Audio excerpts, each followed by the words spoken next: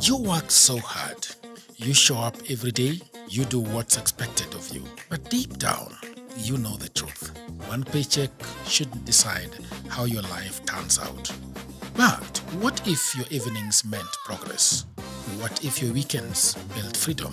What if your laptop became more than just a screen? This isn't about quitting your job.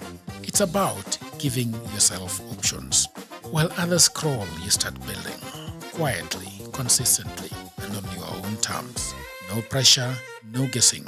Just a clear system you can run after work, before work, or whenever life gives you a turn.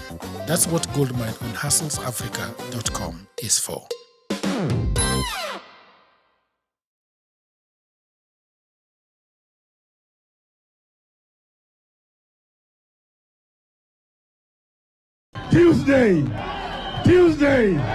Tuesday. Haikuzo makasi ni watafute uongozi pamoja wasitafute. Kweli una maana gani? Una maana wewe ni binadamu ya mavi ya kuku. Mashamba yetu harambe. Nguruwe kujikanga na mafuta yake. Na Afrika itakwisha. Padani agosho. Ngai no mwega. Naendesho de. Wakati hiyo ilikuwa ukisema ngwe ndani. Ngwe. The strategy is the state organizes goons accompanied by officers in plain clothes. They wreak havoc. They destroy property. Then the police now have a reason to come in. The goons withdraw because they cannot be shot, they cannot be arrested because they have been brought by the police, they have been brought by the government, and then kill innocent people, maim innocent people. I'm therefore asking agencies, strategy is not cowardice. Please, my sons and daughters, my grandchildren, consider. We need you alive. We need you to help us transform this country next year. You cannot do it when you are dead. You cannot do it when you are injured. The state has unleashed war against Kenyans as a strategy to intimidate Kenyans to stop free expression of what they feel and what they want.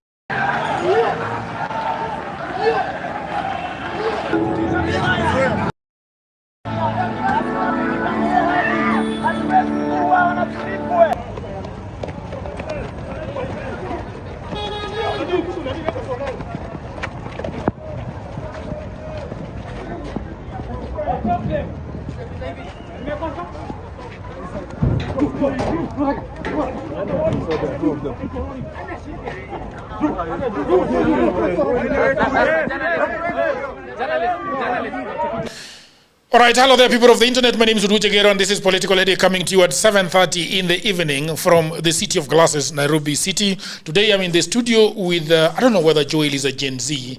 Joel, but I don't know whether you're a Gen Z. Are you a Gen Z? Gen Z and Gen Z at heart. Gen Z or Gen Z at heart? Both. Both? Yeah. Huh. Born 1997. Yagero, you're asking a lot of questions. why are you exposing me to the Kwani, are you a girl, bwana? You say you are aged like a man on move. So people of the internet, welcome so much. I have a lot of people from the internet, already gathering here. The first, good evening, people of the internet. That is Benson. Aizo is saying, Obunga piga kengele bwana. Thank you very much. Welcome to the program. Ani, the Ani is the NIS of this political headache. Yeah. She's always present. She's staying there and she's beating the drums of Orengo. I think she likes Orengo so much. But have we played the Orengo video, by the way? We have not played the Orengo video. Mr. Owaga is saying, hello there, people of the internet, watching from Lusail, city of Qatar.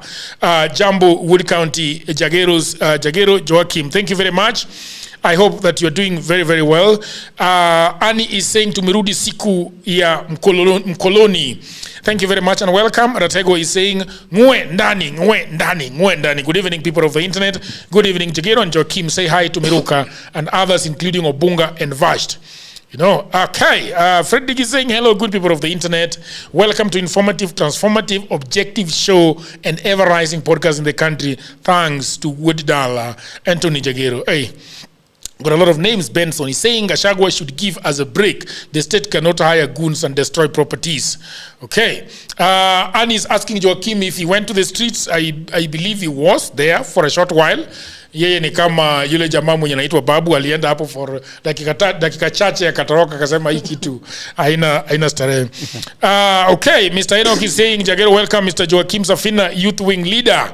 All right. Victor Rotich is saying Joaquim amepotea sana. Huyu ananiita youth wing leader. Yeah. Hey, but you're a youth, I think you're a youth wing leader actually. You're not? I'm more than that. Yes, SG of Safina Party. That is the correct term, people of the internet. All right. Happy to see Joaquim back. Safina Pesa, mwenye bank atawale. Thank you very much, people of the internet. Mwenye benki afanye nini? Atawale. This thing of you guys having money is becoming problematic for you. Is it not? I can confess that ever since I was pronounced as the SG of Safina, my life immediately became very expensive. Okay. Meaning? Very expensive because... Please make ours as well expensive. Please.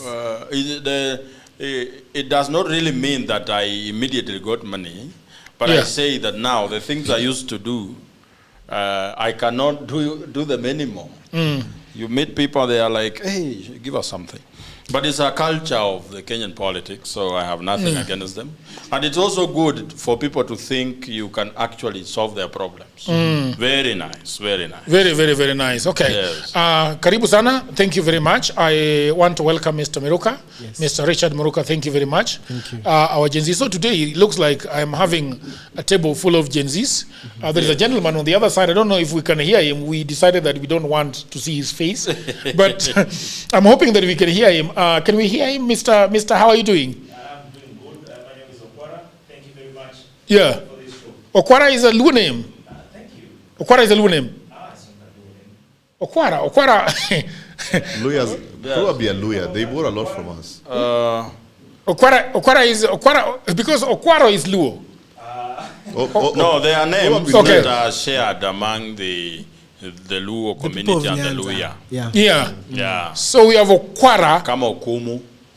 Okay, Okumu. Okumu is both in Luya and Luo. It's actually a Teso name. A Teso name. Tesos have also taken Luya's name. But Teso is not Luya. I have met Tesos called Baraza. I have met Tesos. Teso is not Luya. No. They're actually the Nilots. The Nilots. Tesos are Nilots. Yeah, because you have always looked like a Luo. Nilot. but nowadays, to get, like, especially the issue of Luos and Luyas, the separation line is drawn in the sand. Yeah.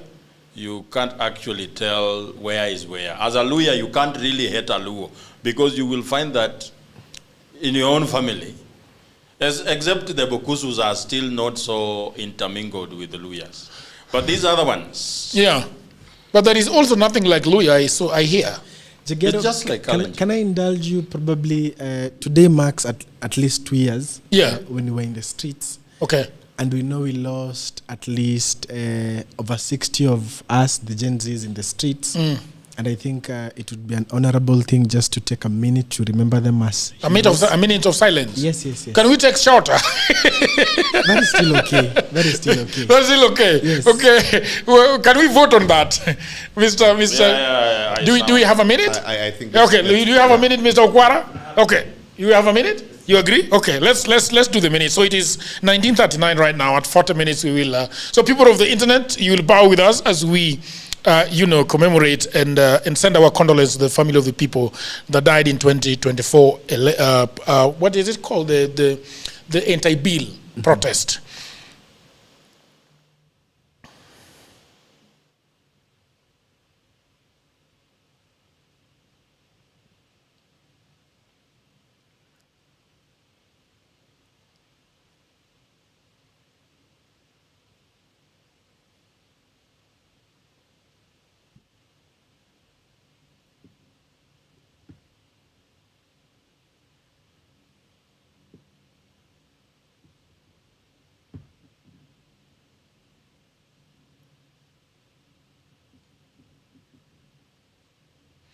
All right. Thank you very much.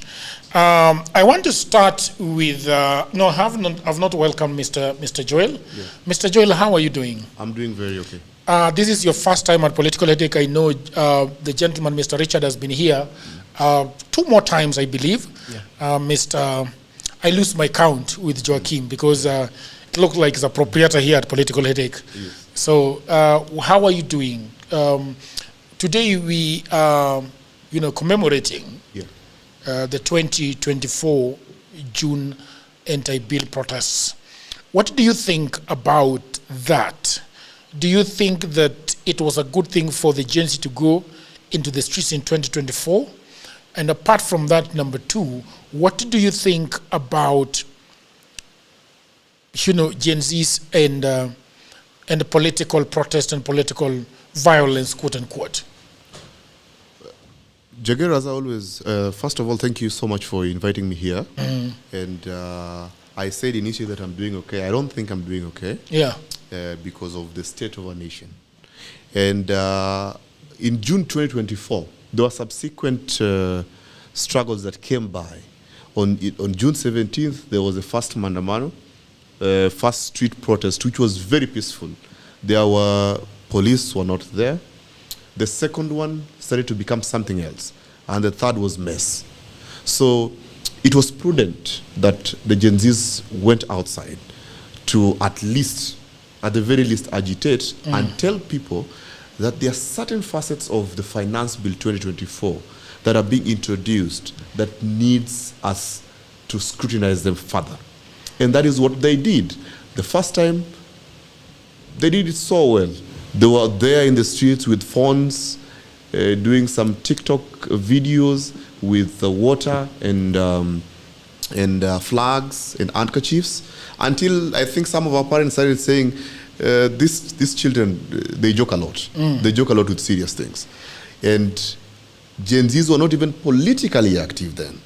But as it kept moving forward, a few of the Gen Zs came out and started telling people, hey, we might lose our country on some of these things, because some of these propositions in the finance bill, there was a proposition then, I think, something that trended mostly was how communal lands would be transformed to become government, not totally government, but to be leasehold.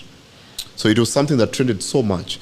And then people now started becoming woke in a way that they saw the excesses in the taxations that were provided for in the finance bill, and now it became a bomber until the president now came out and said, and he, right to his words, said some criminals came out to attack our country. And I think that is where the rain started beating us. When the president came out categorically to call young children who are the age mates of his own children as criminals, that was incorrect. So that is where our nation started to lose it. So to me, today was very important for me. In as much as, like myself, I came from my house very early in the morning so that I could go and lay wreath in Parliament. I was having flowers so that I could go and lay wreath to commemorate and remember the heroes that fought for some of the punitive laws that would have seriously affected our country. So to me today was so important, in as much as the police did not allow us to do that, and we saw some arbitrary arrests on the streets, which were really not supposed to be there. What we were trying to portray and persuade was very simple. We lost our brothers who were agitating for something. They didn't just come out for the sake of it. They were agitating. They were looking to achieve some agenda, which was positive and progressive. So we were out there today to remember them and to remember the cause. What do you think, how do you like your country right now, the country Kenya? Ruto is doing a good job. Opposition is sending him home. What do you think?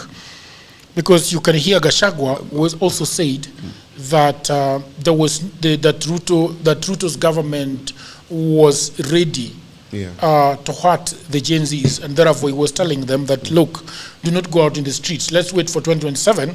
It's a very fertile time to send Ruto home once and for all. Why are you in agreement with Ruto, with Gachagua, that we should not, that the Gen Zs should not have been in the streets today?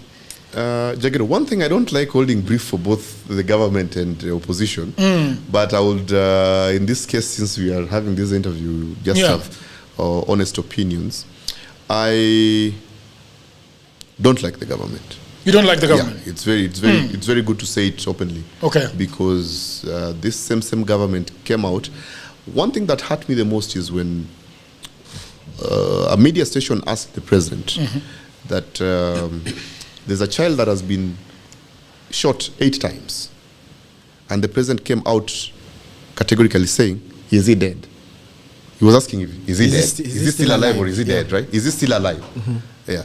And that was so inhumane. As a human being, as a person, there are limits that you should not cross. Even people say that the best, even among thieves, there's honor. So there are limits that as a person you should never cross. Even if you have political differences with some people, there are things that you should never go past or go against. When it comes to right to life, that is sanctimonious. It's sacrosanct. It is a point that it is a line that we should never cross. So you should bring some empathy towards how you lead and govern your people. Number 2, this government, there is a little contradistinction between the executive and the legislature. You remember when the president in 2024 rejected the finance bill after a lot of persuasion by the citizens, and he said that he won't assent the bill into law. The parliament initially had voted overwhelming majority towards the bill, but when they were called to State House, you remember when the president said, after a lot of engagement and persuasion, I would not assent this bill into law. And the parliamentarians who overwhelmingly voted for this bill into law celebrated. So you'd wonder, are these people normal, or is there something that we don't understand? Yeah, I want to go to Meruka. Meruka, yes. I don't know where you were in June 2024. Are you still seeing those pictures? What do you think about the protest of 2024? And also, Gachagua said that the Gen Z should not go into the streets. Did you agree with him that you guys should not have gone to the streets? What do you think? In June 2024, I was working at Nation Center. Okay. And I was part of the young people that actually joined the rest of the country on the streets. As a matter of fact, I have been on the streets since the first protest in June 17th, 2024. But today, I think, apart from today, I have not been on the streets because I have realized a young generation that just advocates for, change and system change on the streets, but does not convert that to institutional level governance in terms of what needs to move forward, then it's a generation that will keep hitting the ceiling because we do not have a way forward. About Gachagua, one of the things that we need to understand is that what happens in both the opposition and in government, the young people are just used to be on the streets, and but when power is being brokered, they're just spices on the menu. They're like pawns in a game of chess, whereby we have the king and the queen, and none really has a concern for the young people of Kenya. And that is one of the things that we must understand, especially as young people. You are saying, in other words, that Gachagua does not think properly about the young people. He does not care. Kalonzo does not care. Matiang'i does not care. All of them do not care about the Gen Z. Is that what you're saying? I want to be very honest that I'm yet to see an agenda that they have concerning the young people of Kenya, concerning the future of this country, that places the young people of Kenya at the center of Kenya's future. And especially when you look at something that is affecting us, the economic frustration of the young people and the big issue of debt that you have. When you look at all these candidates, none of them tells you exactly how they are going to deal with that they're going to solve that, because at the end of the day, they know very well that this is a cash cow for them when they get into power. And so you see, when you look at that generally, you fail to see exactly where is the place of young people in what they're trying to sell to the masses. Because you must also be very clear when you look at this agenda that they have for this country. You know, propaganda is propaganda. Gray, black, white propaganda. When you look at it, you must evaluate as to why probably Gachagua is telling you go to the streets or not go to the streets, and what interest does he have for the young people of Kenya. Yeah. Okay. So then, what should have happened with the Gen Z today, according to you? Should have, said that, look, we are not going to listen to Mr. Gachagua, we are going to go to the streets anyway. What should have happened today? Do you think that it was proper for the young people and the Gen Z to go into the streets today? Was it necessary? Actually, when you look at it, what happened in 25th June 2024 was an awakening of a conscience of the young generation to understand that they need to be involved in matters of governance and getting into the spaces of policy and influence. Yeah. And what is happening right now with the young people that have been interacting with countrywide, a lot of them are now considering and looking at how can we actually now lobby and formulate and plan so that we can now be involved in governance rather than just going to the streets, taking the bullets for others, so that when power is brokered, we are not there. Yeah, but then what is getting involved in governance? I mean, do you think that perhaps what the Gen Z should do is to come together, you, Joachim, and Joel, and form a political party and run with it? I mean, you don't tell Joachim not to to forget about Wanjigi, right? Yeah. Because Wanjigi is not Gen Z and we don't even know where he's taking us. So, right? What is provided for in the Constitution is very clear that any person who is of age 18 and above, who is an adult, can actually join a political party, because as a democracy, that is the foundation. Join or form? Yes, they can actually join or form a political party of their own. Okay. But you see, probably now the challenge would come whereby if you are below 35, that is a youth, you can actually not run for office of the president. So you must be within a structure in terms of either a party or form a party of your own. So that now you can look at it from the whole 35 is married with 3 children. You can't run a country? That is what the Constitution provides. That you Do you agree with that Constitution? I think it is nonsense. Well, problem. And I'm going to ask the lawyer here. I think it is a lot of BS that a 35-year-old person can win the World Cup but cannot run a. Do you want to come closer to the mic? Jagger, it's important to understand how we came about by the 35 years of age. Okay, please tell us. Because these are part of our history. Okay. And also the courts made pronouncement on that. And I think it's when you are when you can vie, it provides for latitude that in the event that you are qualified to vie as a member of parliament, you can vie for the presidency.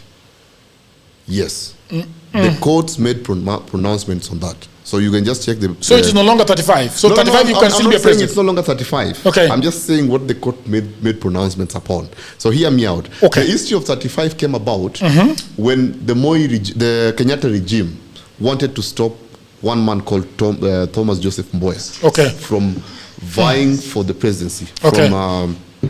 So it was blocked because by 1965, was it 65 or 66?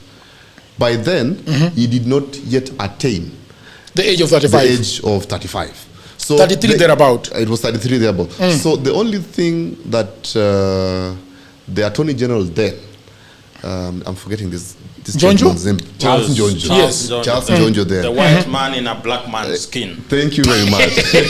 So the only way they thought that they could prevent this young progressive fella from ascending to presidency in the event that President Kenyatta died was age limitation. That is how we arrived at 35. Okay. Yes. So that is what now consumed into a constitution, because the framers of our constitution also felt that maybe a man is to age to to certain political positions, which I disagree with, because do you think that a man of 35 years old cannot run a country? Do you think so? I think that a man of 25 years can run a country very well. I don't think a man of 25 can run a country very well. I think a man of 25 but years 35, can Why run do you a want country to run a very well. country at 35? Why not?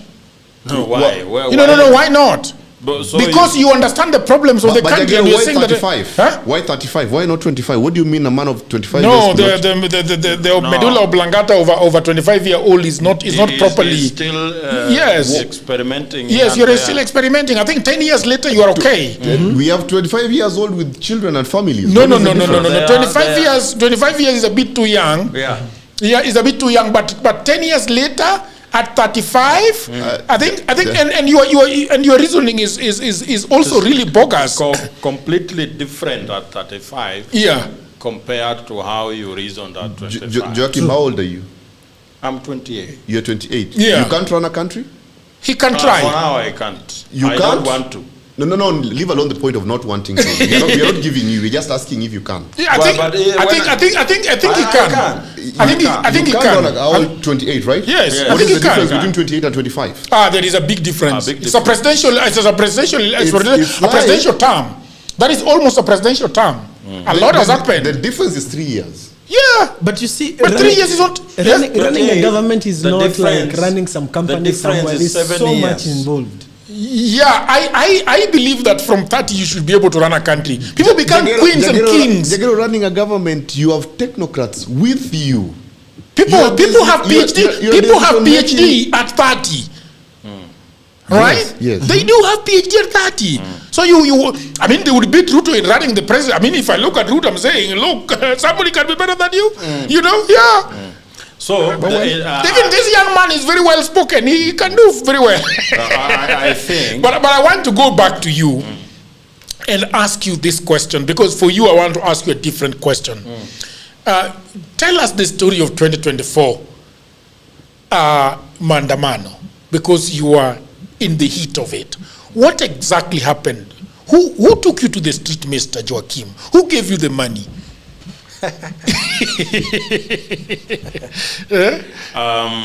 People always ask if the people who were involved in Mandamano in June 2024 that were paid. Okay.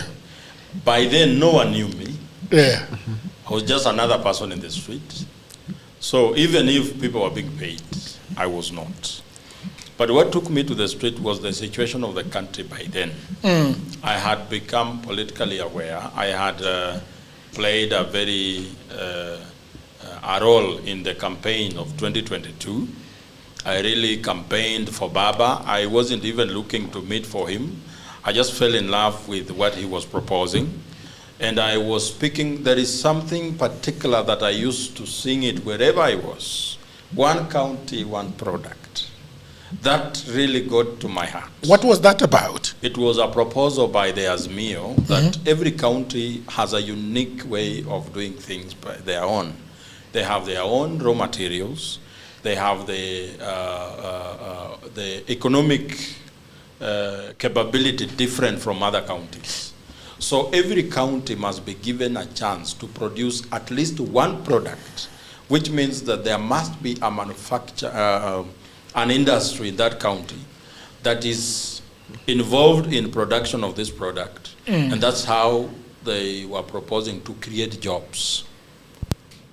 It spoke volumes in terms of economic agenda and improving the livelihoods in the rural areas. Because I was looking at, there is a day Raila was in Kibra and he was talking about cloves in Kwale.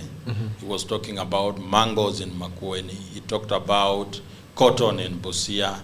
He talked about sugarcane in Kakamega and Bungoma. He talked about tea and coffee in Mount Kenya. So every county has their unique ability of doing a particular thing. So he was proposing that a county must have at least one industry that is running and producing a finished product, value addition, which to me it solved. 100%. So how was this going to be affected by the government? They were going to build a fish factory in Homa Bay and then build the potato factory in Kasipul. That's what they were going to do. Yes. And they were going to be parastatals, or what are they going to be? They were going to be industries that in Homa Bay, run by private individuals. Yes. Under the support of the national government. Yes. Okay. The facilitative environment. Okay. To run it. So what is produced in Homa Bay? What do they do? How do we add value to it so that they create a product that's acceptable in the market, that will be sold, and that industry will provide jobs for the young people and the people generally. So I was going around everyone, nikikutana na watu more than one or two, nikewambia bwana. And another thing that captured my attention was free education. They were talking about free education of primary and secondary. So I was imagining, because in where I come from, the biggest equalizer is education. So I was imagining the potential we will have when every child in Kenya gets access to education. That's why I supported Baba with everything inside me. So when we lost in 2022, to me I felt very sad. And I remember walking from, I was working in Westlands. All of a sudden there are no matatus on the road. By good luck, there was a bus coming from Western. It was dropping a few people in Westlands, so I took it. They took me to town. I was so sad. I don't remember anything when I was in that vehicle. When I got to the house, I sat down on my couch, and I remember, I think one of the few instances I have really cried was that day. You actually cried tears? I cried because I asked God, what did Raila do to you? You can't give him even one chance. One. I remember asking, literally, like God is here and I'm here. Moja tu. Checking on social media, there was a guy working for William. No, there was a guy working at a bus here, Mukisi. Basi, wachana na isi coach, the other one. Yeah. Ena coach, yes. So the guy was working, recording himself with a video saying, amepoteza tena. Pigwa vibaya sana. Alipigwa? Yes. Because I couldn't stomach that kind of pain. I got angry, not because Raila had lost. It's because I knew the potential of William Ruto in taking this country very far in a wrong direction. And the issue was the economy. William Ruto had succeeded to make the economy the topic of the day. And I understood the kind of turmoil we get ourselves into when we mismanage that small window to bring our economy back on track. So the finance bill of 2023, how it was managed, it prepared the people for the finance bill 2024. I remember President Ruto in Narok speaking and saying, we were against the finance bill 2023. We were saying, no, you said you are going to reduce taxes. Why are you bringing a finance bill that is proposing an increment in taxation? And we had started asking President Ruto that just the other day when you were campaigning, you were saying addition of taxes is harming our economy. So why are you doing it? I remember him in Narok saying, nataka kuona yule mbunge ambaye atakataa kupitisha hii finance bill ambayo inaleta ajira. And it's at that time that they introduced housing levy. So the defiance created an environment for the next finance bill. The opulence among the leadership. The people were not seeing fruits of their labor. So you work so hard, you wake up every morning, come back very late, but still what you're making is not enough to even allow you to afford your lifestyle. Very basic things. So when they brought the Finance Bill 2024 and it proposed more taxation on top of what they had proposed in 2023, the people were like, no. You are not going to take us for a ride. We cannot allow that. There was a unanimous voice in the country that we do not want that finance bill. It doesn't matter what you say, we don't want it.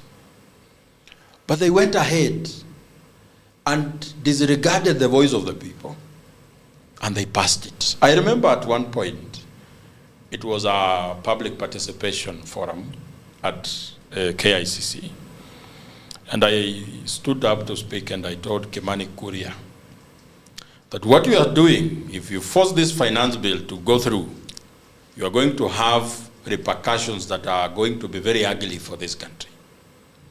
And every political class, everyone in the political class will become an enemy of the people. And you might end up being a victim. He stood up and said they know what they are doing. You remember what happened to Kimani Kuria when they passed the finance bill. His chicken were roasted alive. His house was burned. It was a culmination of the repercussions I had predicted, even though I'm not a prophet. The finance bill protest was as a result of long pent-up frustrations among the people. And there is that trigger for them to actually do something. When the people decide, they were united by a single pain of economic pain. So the finance bill was a trigger. They were made aware that even the pain you are going through is not enough. They are introducing something else. So between government and the young people went for the government first, before the government retaliated. And why did the government retaliate the way it did? With live bullets, abductions, and forced disappearances. Because they were unable to solve the problem the people were raising. That we are talking about economic pain, but you people want to increase it. We are talking about don't increase taxes. You keep on increasing. They kept on telling us that the IMF will be hard on us if we don't pass this bill. So we said, who is IMF? Did we vote for IMF? We voted for you. And you said you have a formula on how to solve this problem.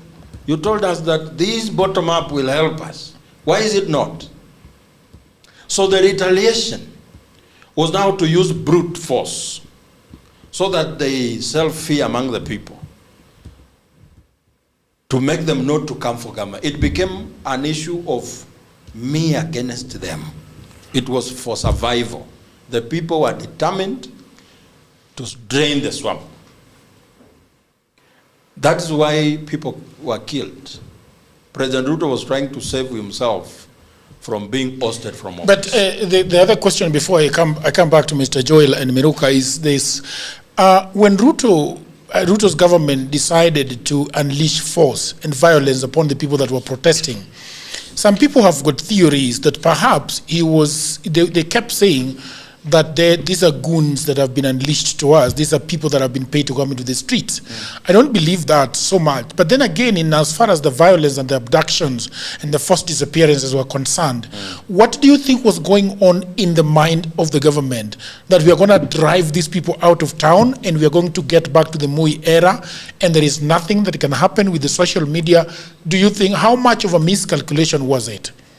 In June 2025, yeah, we didn't have the political structure to actually take over power. But when you are surviving, when you are being pushed by pain, you want to deal with the cause of the pain. You want to think about other things when you are really dealt with this issue. We know that we have a problem and Jagero is a problem. Don't tell us anything else. We want him gone. And at that time, we had a lot of theories. Some of us, when we sat down, we were saying, even when we send William Ruto home, we will force Raila to be president. Raila, we will force him to be president. We'll just go to Kararapon, take him to State House, and tell him, so you are sworn in now. Yeah. We were saying the power of the people.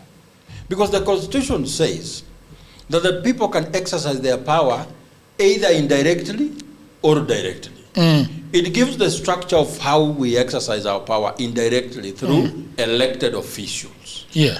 But it leaves for the people to decide how to exercise their power directly. It does not give a prescription on how we do it. So when we sit down and decide that Meruka now, you are going to be president after Ruto, because we are not going to send him out through ballot. We will march to State House and take him out. So you don't bring an issue of the Constitution says. At that time, the people are above any document. We are not talking about the Constitution here. We are talking about the will of the people. And the people are saying Miruka. Because by sending Ruto out without use of ballot, that's already not a constitutional thing. So why do you want to tell us that the deputy president shall have to come in tulikuwa tunasema ati sasa Kindiki ama kulikuwa na Gachagua? Kulikuwa na Gachagua. Gachagua will take over. Because a lot of people were saying, but I wanted to go to Miruka, but I'll go to Miruka. Yes. Just for me to tell you, okay, before the lawyer comes in, yes, that the people didn't want even Gachagua. Yes. They wanted nobody. Yes. Look at what happened when he was being impeached. The public participation. What were people saying? Kufa dereva? Kufa makanga. Waende what? So the people were actually to take over. When we lacked political structure then to finish it, the politicians were all threatened by the unity of the young people, both in government and opposition. They had to come up with an idea of survival. That's why you saw them at KICC reading something called the 10-point agenda and telling the young people to now go back and start recalling their members of parliament. They were buying time because they were actually, no one was safe. No one, completely. You saw actually members of parliament being chased out of funerals. Yeah. So they had to come together and actually survive. The biggest survival tactic, they managed to divide the young people. Can I ask you a question, Mr. Joel? 2 questions for you. Joachim has talked about something that is very interesting, that it was no longer the rule of the laws, quote unquote. If State House had fallen, what would have happened? Should I shoot? Yes. If State House would have, because they breached. Thing, you know, the Constitution needs to be interpreted appropriately. Joachim is my senior and is a very good friend of mine. But when you're given, Article 1 gives us power and authority to express our sovereignty directly and indirectly. So indirectly, that is through elected leaders, but directly, come closer to the mic. Indirectly is through our elected leaders, but directly is through avenues such as universal suffrage. Okay. Yeah, where we vote them, and even through recalls. Those are the points that we do it directly. So it's also important to understand, just to add on. But what your point. I don't hear you addressing properly what Joachim was saying. Yeah. That he was saying that okay, we have chased Ruto to turn, and we are not interested in Gachagua. What happens? Because I'm thinking that the country goes to the military. Jagero, through political punditry, we can say such words. Okay. But you know, the framers of our constitution had seen this. Okay. That something of this sort might happen sometime in the future. That is why they provided for that article specifically, directly and indirectly. Where I say directly, the only things we can do directly is through universal suffrage, where we go vote. Okay. You understand? Another thing we can do directly is through recall, where you go back to the constituency and collect signatures and submit to an electoral body. To recall the president. Is that really direct? That is direct. To recall the president? Yes. No, like what we were doing. So anyway, okay. That aside, at the point where the people would storm Parliament. State House. Yes, or Parliament. And you asked about the State House, right? Yeah, and probably something happens to the president. Yeah. There are proper structures put in place on who inherits. Yes. And after what period.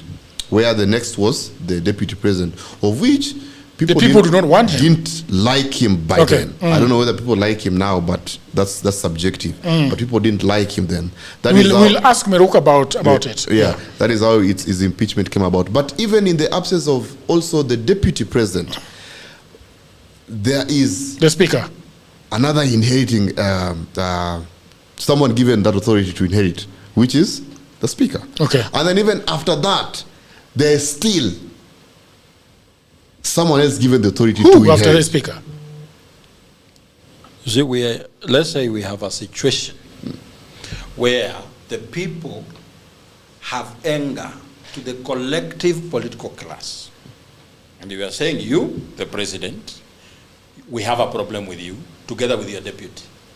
Even the Speaker of the National Assembly, remember he escaped through an ambulance. Okay. So it was not an option. Yeah. Okay.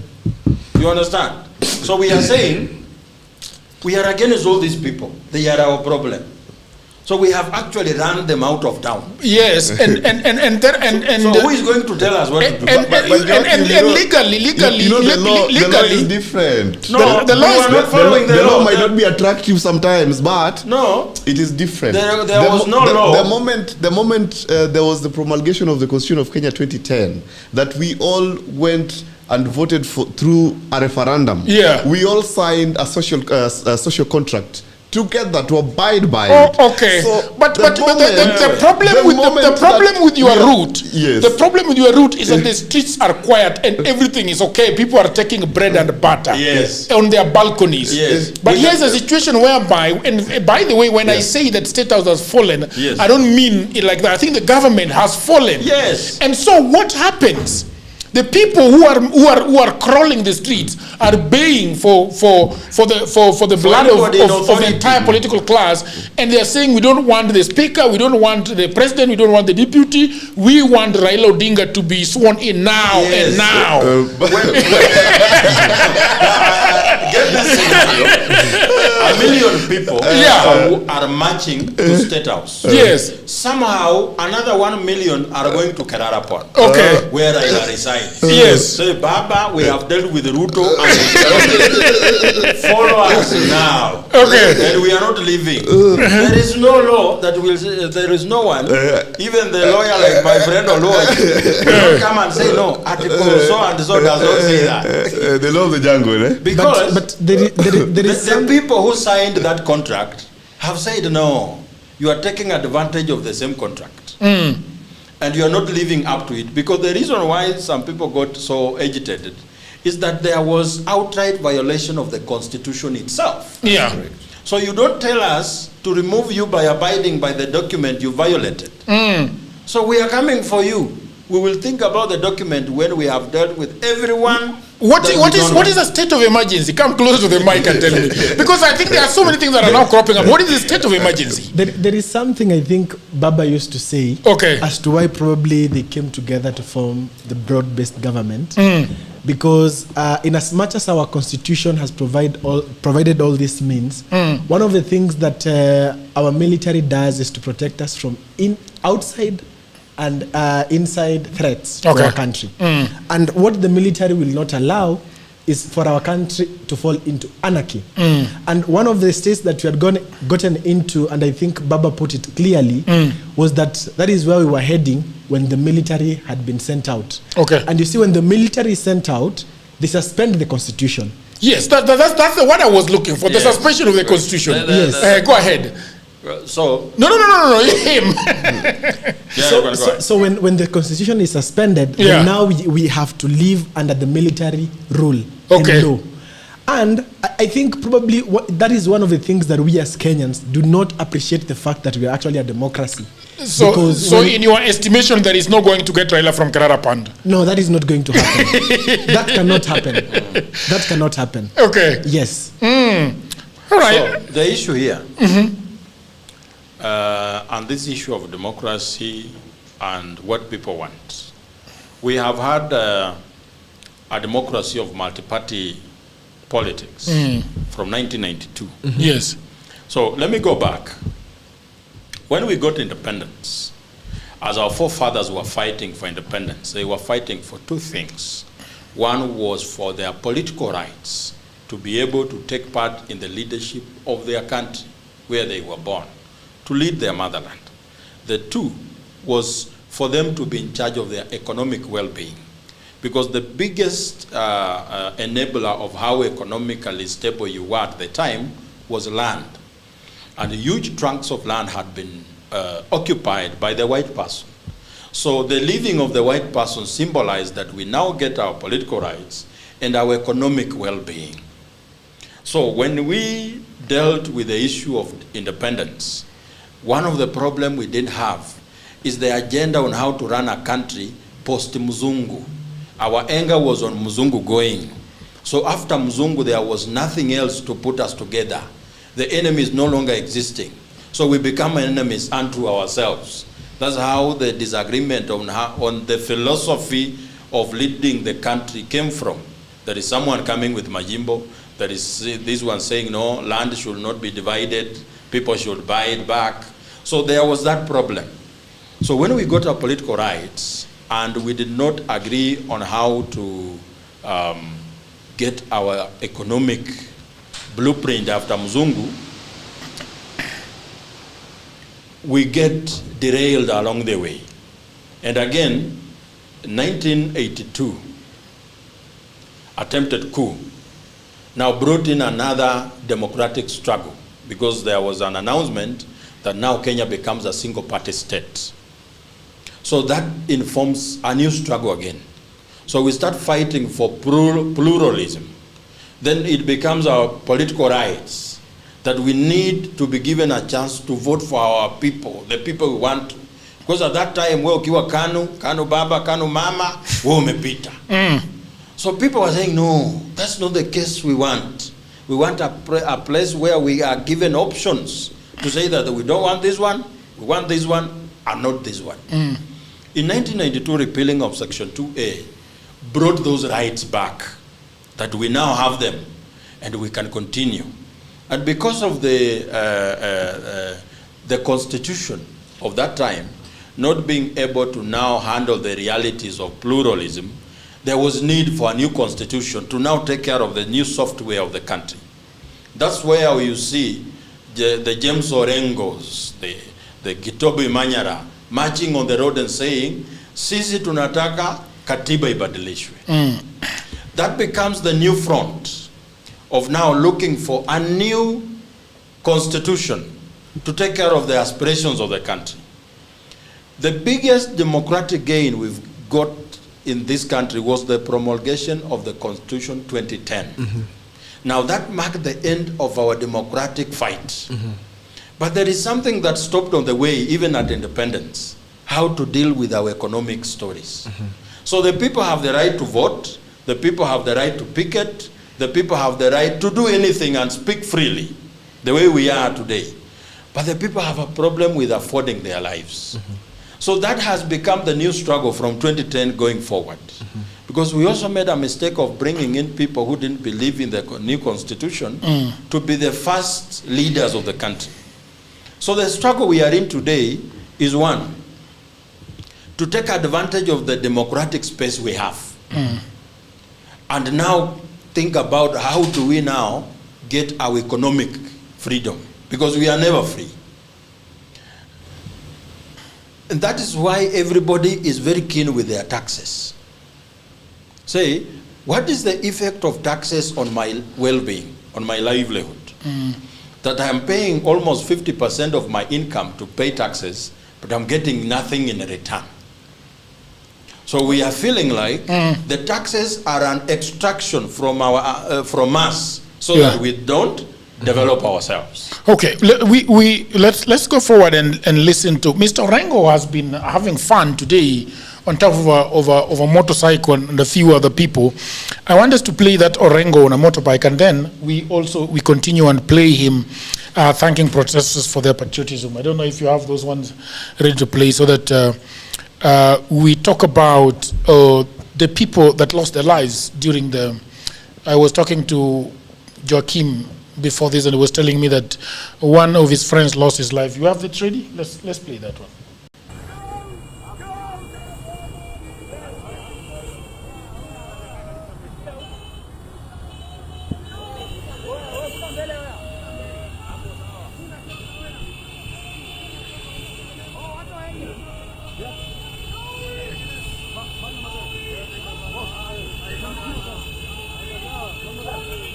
Together with them in commemoration of their loved ones 2 years ago, and those who were injured and maimed, and those who had properties damaged 2 years ago because of acts of impunity and police brutality.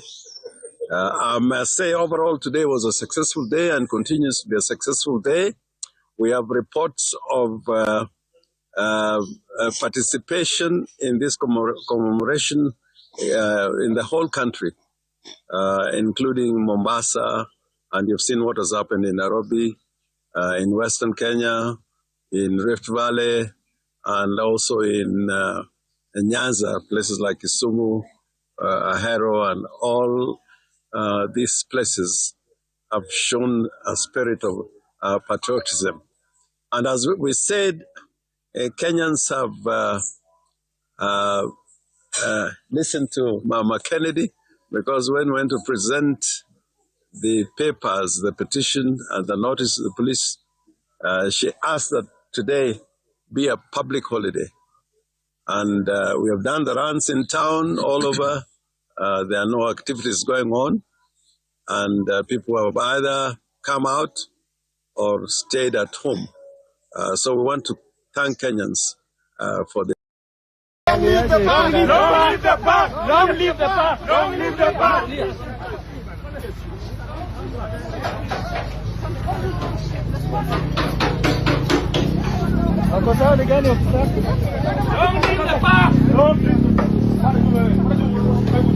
Long live the park!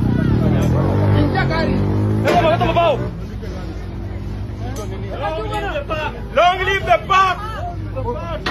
I wanted to ask, and that is, you can see that James Orengo is being flanked by a lot of, some people will call them security, some will call them goons or whatever. And then when you look at Maraga being arrested today, he's being quickly taken out of the scene by his own security people.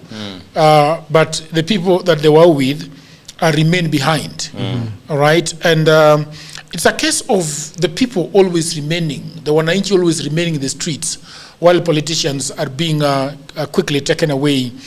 What do you think about that, Mr. Joel? Do you think that should we all be having our fancy cars when we are going to the protest, so that we have got them as getaways somewhere nearby, or you know, the people will always be bodies? Because then we are talking about the death of the people, the death of Kenyans and the Gen Zs in 2024.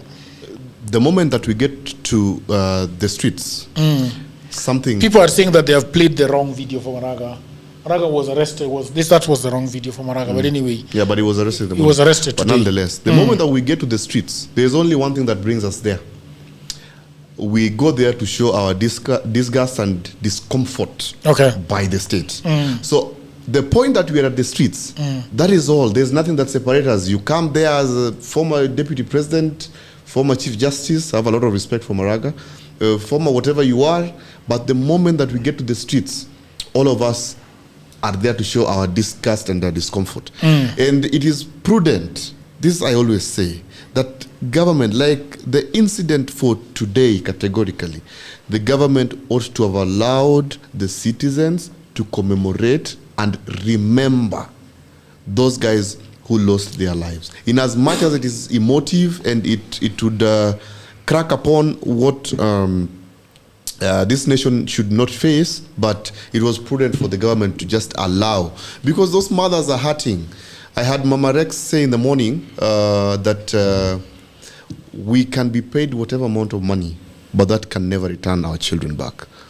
So such things are emotive, and those are things that are preventive. So in as much as going to the streets and political figures. Well, if you have also made a decision that you're going to rally in unison with the citizens, get ready.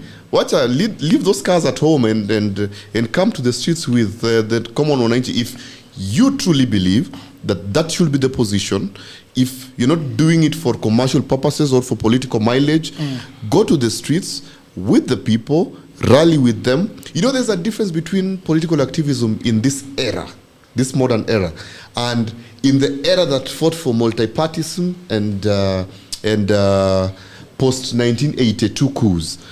There's a very big difference, because those people genuinely believe in a country that they felt that they would have propelled as compared to this. Currently, I'm not saying it in a bad way, but currently commercial activism has really pitched our political systems so much that you never know who is genuinely going to the streets to agitate for our political rights or our economic rights, or who is going to the streets so that somewhere kwa nyuma ya tent. You never know. So some people have also made it as a career to blossom with. Well, they're creative enough, but there are things affecting our country should be handled with a lot of care, be handled with a lot of intention, because we are drafting a path for the history of our country. Some of these things will be remembered because the decisions we make today will impact the future that Kenya would have, the future that Kenya will land to. It will impact what this generation would be in the political dispensation of this country moving forward. It will impact what type of country, most importantly, we want to live for our children and generations to come. So when we are going to the streets, let's go do it genuinely, and let's embrace the spirit of Article 37, which informs that one should be peaceful and the demonstration should be done peaceably. Some of those things. What does that mean, though, in English? Peaceful. But that is English. Yeah, but what does it mean? Because it looks like Murkomen does not understand those words at all. He does not. Yeah, there's a time I saw. Even if you say you're going to be peaceful, Murkomen says no. There's a time I actually heard when he was saying that you're giving police orders to shoot. Yeah. Shoot to the leg, which is really against the law. So some of those things they need to embrace. That's why we are saying we have a progressive constitution that needs to curtail some of these derogative remarks. Yes, because our constitution provides peaceably and peaceful. And I'm telling you, Jageru, because I've been in most of these mandamanos. Yes. Most of them are peaceful until unless the police joins. I don't know what, because the police should be given notice to come and protect us and provide security during these demonstrations. But in the event they join, and then you find they throw one tear gas canister, then everything else just Mr. Richard Meruka, yes. Do you think that we should always just exercise our duty, our democratic duty at the ballot, or we should also go to the streets? What do you think should have happened? Actually, I believe the ballot begins our exercise of our democratic right, but it does not end there. We have to remain vigilant all through, because we must also call people to accountability. But even before I continue, I think one of the things that I have noted today, and probably that I didn't like, is you noted that the opposition leaders came together, but when there was tear gas, all of them ran to their vehicles and left those women there. And you see, that is one of the things that people should actually be cautious of, especially with our leaders. And I think probably that is why there will only be one Baba. In those protests, he would be there with you even when that tear gas is coming, and they would not run away. But these ones are trying to use these mothers and other protesters as human shields, yet when things get bad, they actually run away. And also, we must understand one thing, that the state has machinery.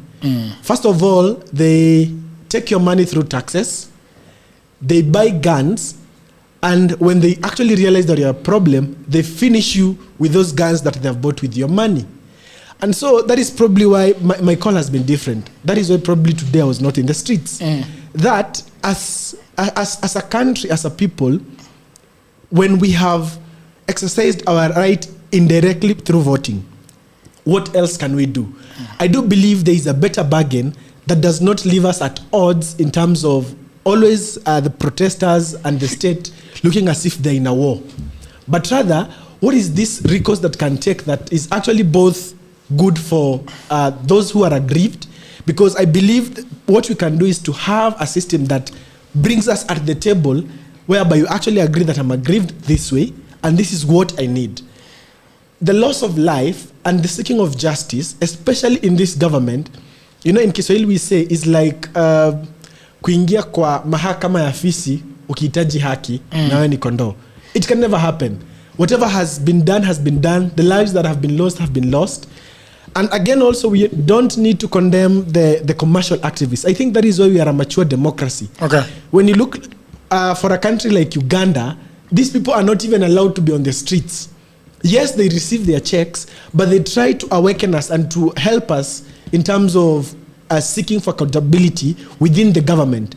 So sometimes when you label them too much, in as much as they are paid, they try as much as possible to keep the wheel of our democracy rolling in terms of trying to actually mobilize people to see. But I think what I'm also very cautious of is to ask people to actually look behind every agenda and propaganda that is being propagated. What is behind it? Because some do it out of selfish reason and ambitions, and so they don't care about you. They just look at you as, you know, the damage that. And I think probably that is why it has been my rallying call to the young people of Kenya. We have the power, we have the means, we have the numbers. The only thing that we need to do is to mobilize, because a generation that is organized is a very dangerous generation to the government. The government will actually be able to hear us better if we can actually mobilize and come as one voice.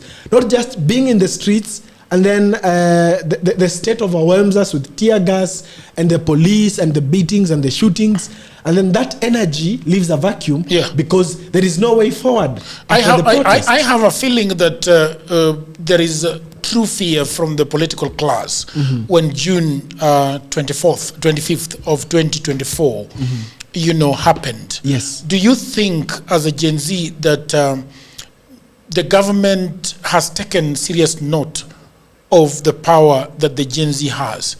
And do you think that what they have done is to completely demoralize, to confuse you, and to scatter you, so that in 2027 you are a bit, because a lot of people are saying that we don't see the oomph of 2024.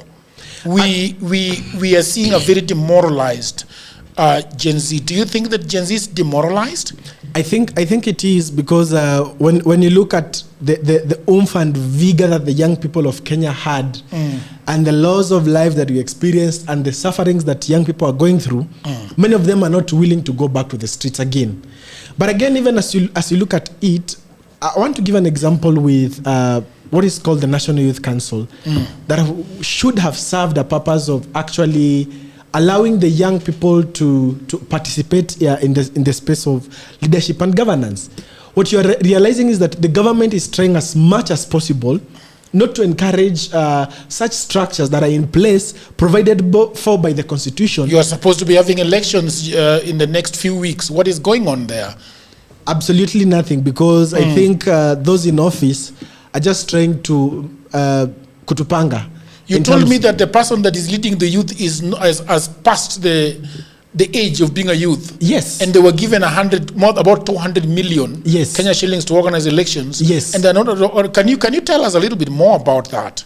Yes. And I've never understood why Joachim is eating with them and is not doing anything about it. He's the most prominent Gen Z that is not talking about that body at all. Which makes me, why. I don't know whether Joachim has been given money by the Youth Council. I don't know what is going on with Joachim. But anyway, go ahead and tell me. Probably he should tell us. Okay. Because the National Youth Council was formed by an act of parliament. That is the National Youth Council Act Cap 132 that came into effect in the year 2010. Okay. And they had elections once. That was in 2012. And what the law provides is that every 3 years there should be an election. But having sat down with someone who served in the council, they told me that the government feared that if the youth organized themselves, they would become a very huge problem to the government. But after the process in 2024, the government felt that they need to bring back the council so that it is active to actually allow the youth to participate in the electoral process. But soon after the gazettement of the elections, the government has realized again they're shooting themselves on the foot.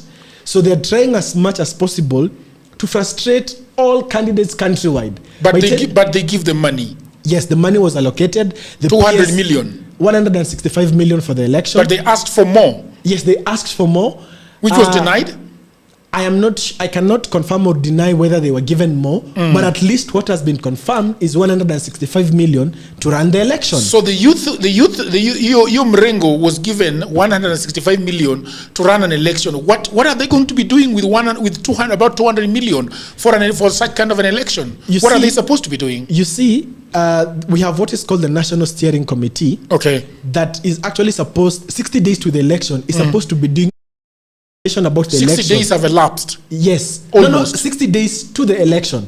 So but we are now less than a month to the elections. Not actually a month, 9 days to the election. 9 days. Yes, and there are youths countrywide who don't know what the National Youth Council is all about. The damn thing. Call it off. They don't know what the National Youth Council is. They don't. Call off, but where is the 200 million they were given? They have to account for it. Who is the CEO? Or who is the CEO of this white elephant? What is the name of the CEO? She's called Gloria Wawira. Gloria Wawira. Yes. She's now approaching 40. Yes. But is the CEO of the Youth Council. And Joachim is not saying anything. I didn't even know she exists. And how can you not know? Many youth in this country. You are a youth. Many youth in this country it speaks to the inconsequentiality of the office. No, they have blunted it. It has been blunted. Now that I have gained their attention, they will have a rough time. Then, Joachim, it is important to understand. You know, the youth is the largest constituency that we have. Yes. We are 75% of the country. Again, it is proper that we cannot only be guided by a council. Yes. We need elective positions as youths to be provided for us so that we are directly represented in parliament. We should not be like women rep. Useless. Something of that sort. We cannot be going under a ministry that Actually, when you look at the law, have a youth representative. we need to have youths in parliament. Actually, when you look at the law, actually, can I tell you something? When you look at Article 55 and Article 100 of the Constitution, in the Senate, only 2 positions are provided for the youth. In Parliament, that is because you know our Parliament is the Senate and the National Parliament. So when you look at that, in the National Parliament, they have 12 positions. That is to include persons with disabilities and the youth. But when you go to the Senate, only 2 positions. And those people are elected by the powers of the day, not to represent the interests of the youth, but to represent... You mean they're nominated? Yes, they are nominated anyway. Political parties. By political parties, I see. Yes. So, most probably, the ones that are there, because I know them, were elected by the government in place. All right? They represent the interests of the youth if they do not actually interact with the youth to understand the agenda that the youth are trying to push. So this lady, the CEO, has pocketed all the money. Where have they taken the money, Joachim?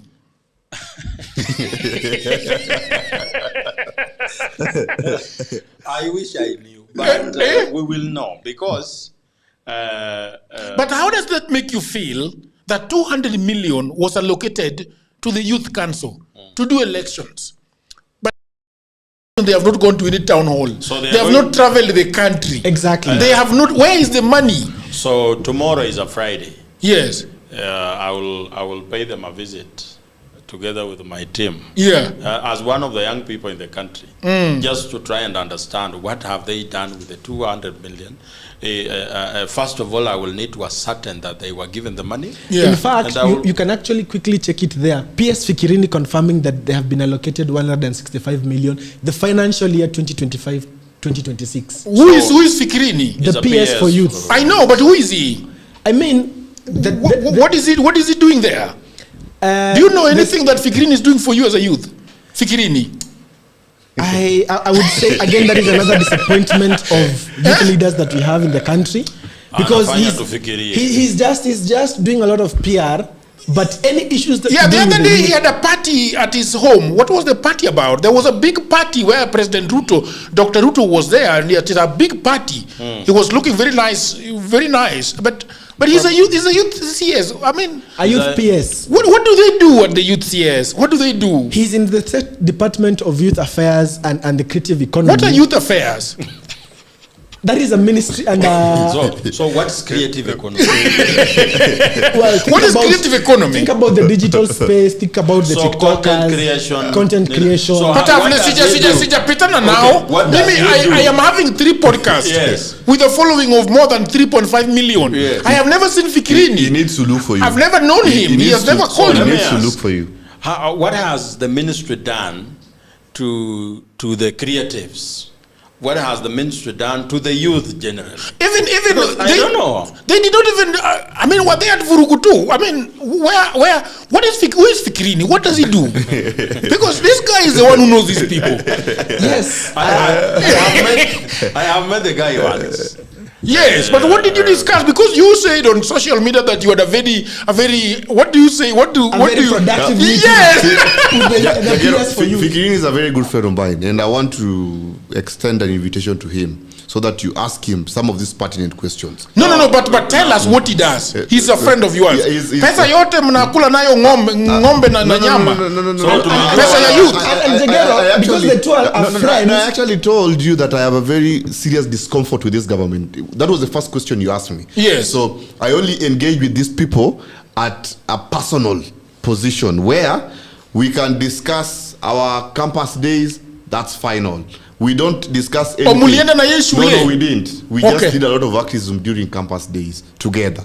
So that is what we talk about. Nothing more, nothing less. Who was Fikirini before he met Ruto? He was the president of some university, and then he was expelled. So why was he expelled? Joachim, why was Fikirini expelled from the university? Activism. Political activism. He was against the administration. Which is okay. He's a very good guy. It's only that he is among very bad people. I will not accept the fact that Fikirini is a very good guy. By the fact that he's a youth PS, so he's supposed to represent we have twin funds.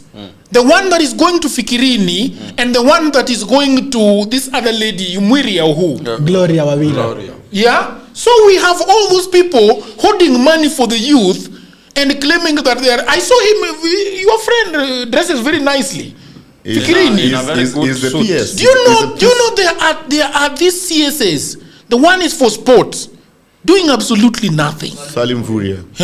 Then there is this other one now for Fikirini, the CS. Then Fikirini is having another one, 200 million.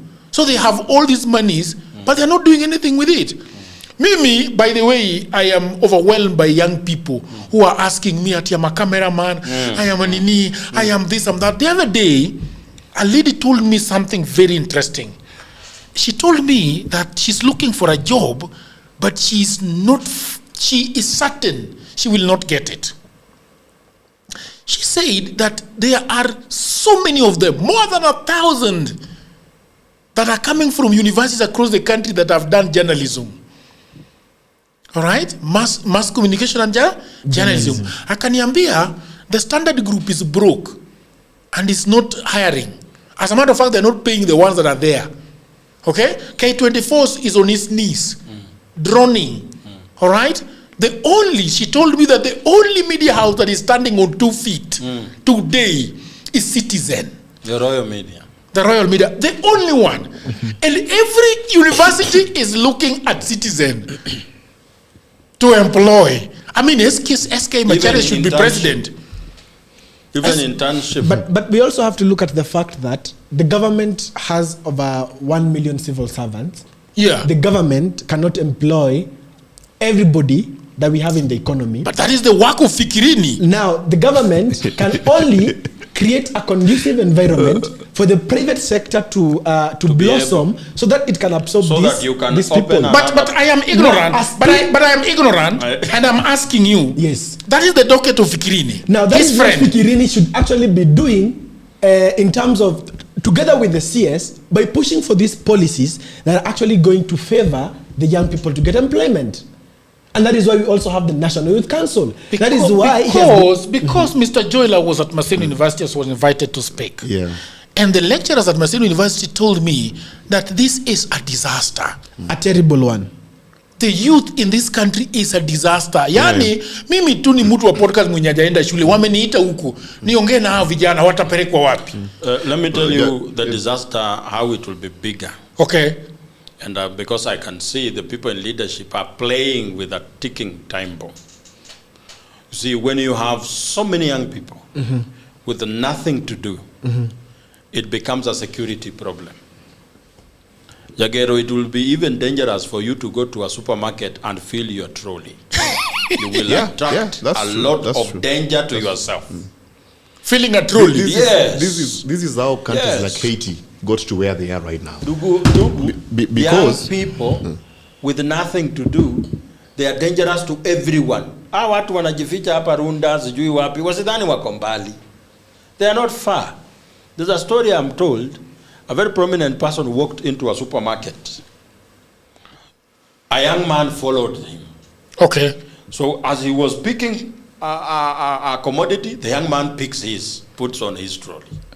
Wakati walifika kwa counter kulipa, the young man said, this one will pay for mine.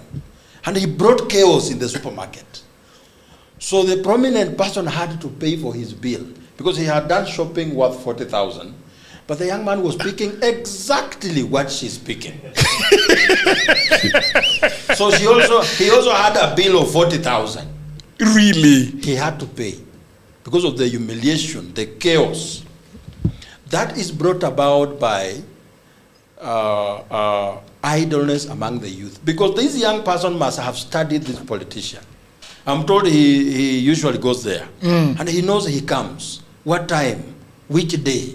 What do they pick? There will come a time where it is dangerous to do shopping because they will wait for you outside the supermarket. They will not steal from the supermarket. They will wait for you, the person who has bought.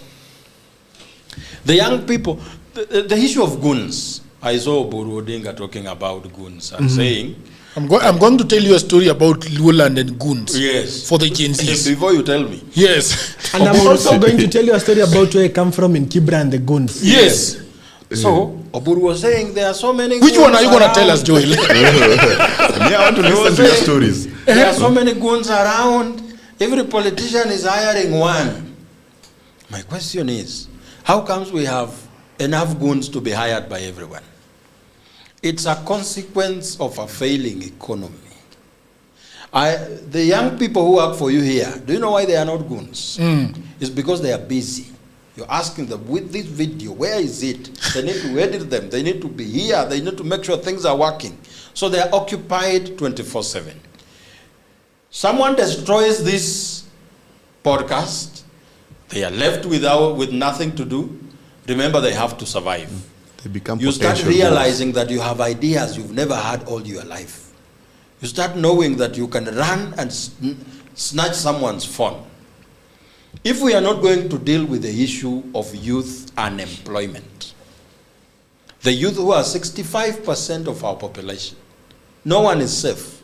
It doesn't matter whether your vehicle is bulletproof. They will damage your vehicle and steal from you. How do they work in Kibra in Luoland right now? There are ones called Catalan. Catalan are a group of ants. No, they are called Sangueña. Sangueña is another name, but there is Catalan. Sangueña. Catalan is a group of ants.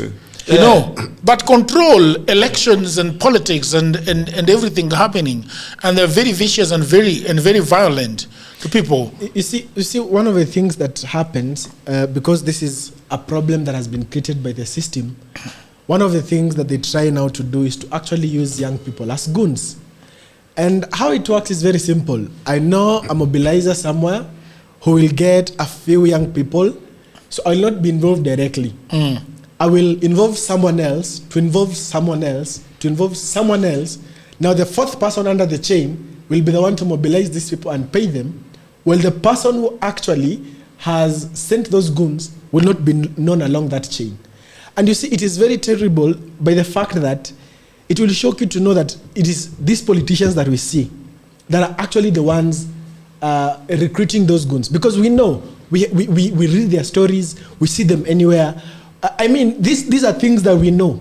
And they're doing that because they know the young people are desperate.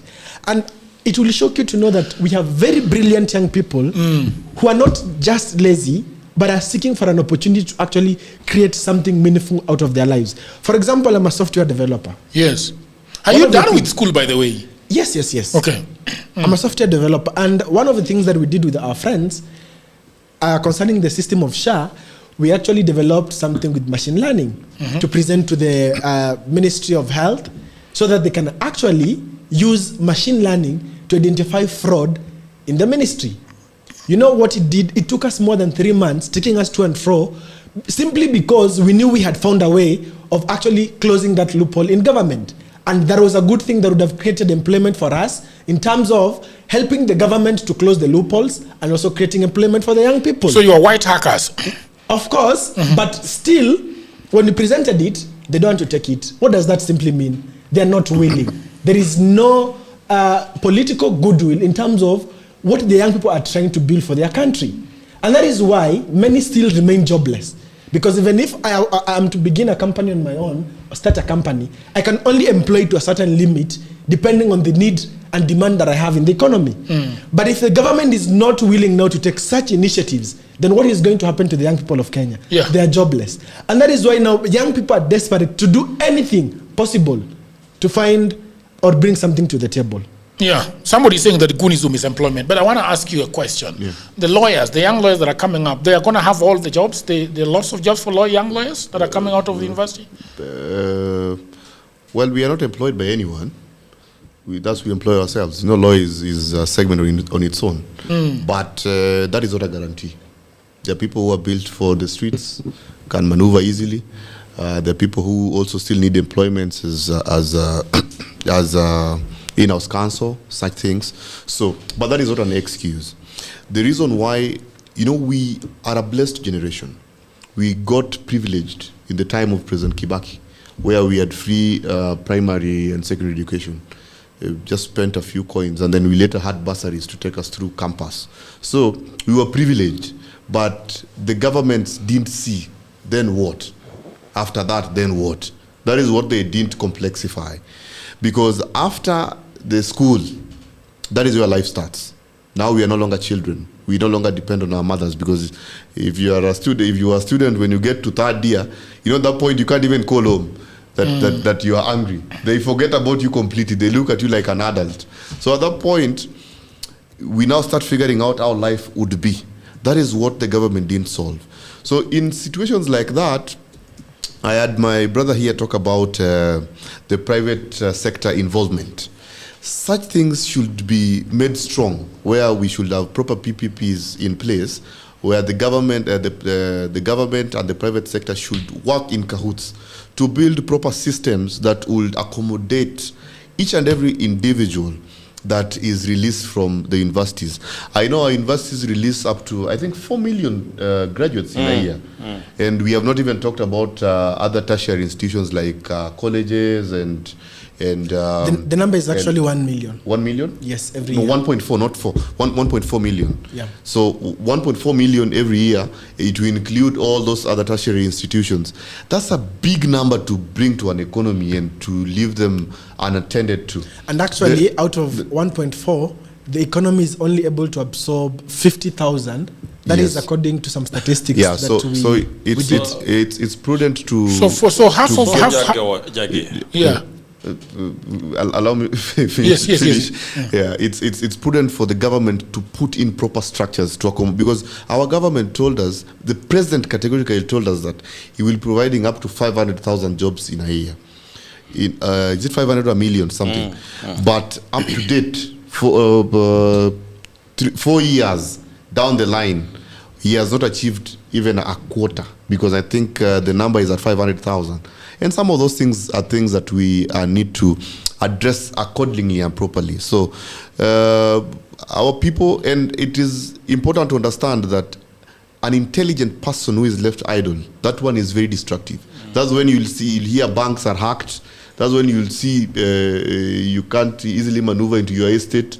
So they need to address, because they are building, it's a ticking time bomb. That's why the nations like Haiti are where they are. They didn't start at that point, but due to serious disinvolvement of governance, that's where Haiti got to a lot of serious gang violence up to today. Yeah. So, Joachim, yes, as you say your point, we have got we are going to 67% of the youth that are not employed or underemployed. Yeah, that is a huge number. Yes, that is 3/4 of the population of of that constituency, which is very big. And the government is playing showbiz with this issue. University students, mostly the university student leadership, are invited to some government offices for some 10,000. So they think life will be the same after you leave school. Then the government is doing theatricals, providing rungus when there are maandamanos for young people to go and cause violence. They think that violence, it has no honor, ndugu yangu. A goon is like a military mercenary. He has no loyalty to anyone. Because the goons you hire today and give them 1,000 to come and cause violence, when I offer 2,000, they will tell me everything. It's Jagero who sent us. What are you giving us? We go back. They will come back here and cause a lot of violence. So you look for some more money. You pay them again to go, till when? The issue we have is that the economy is not big enough to accommodate us. Because we have crushed the private sector, we are depending everything on government. We have grown up thinking that working for government is the only thing that can give you quick money. So ukisikia mtu anafanya kazi na serikali, huyu ako sawa, unafanya na serikali. Because they can give you a big loan, a big house allowance, a big car, all that. Retirement benefits. By so doing, we continuously killed the private sector. Let me say, for example, how many people was Mumia Sugar Company employing?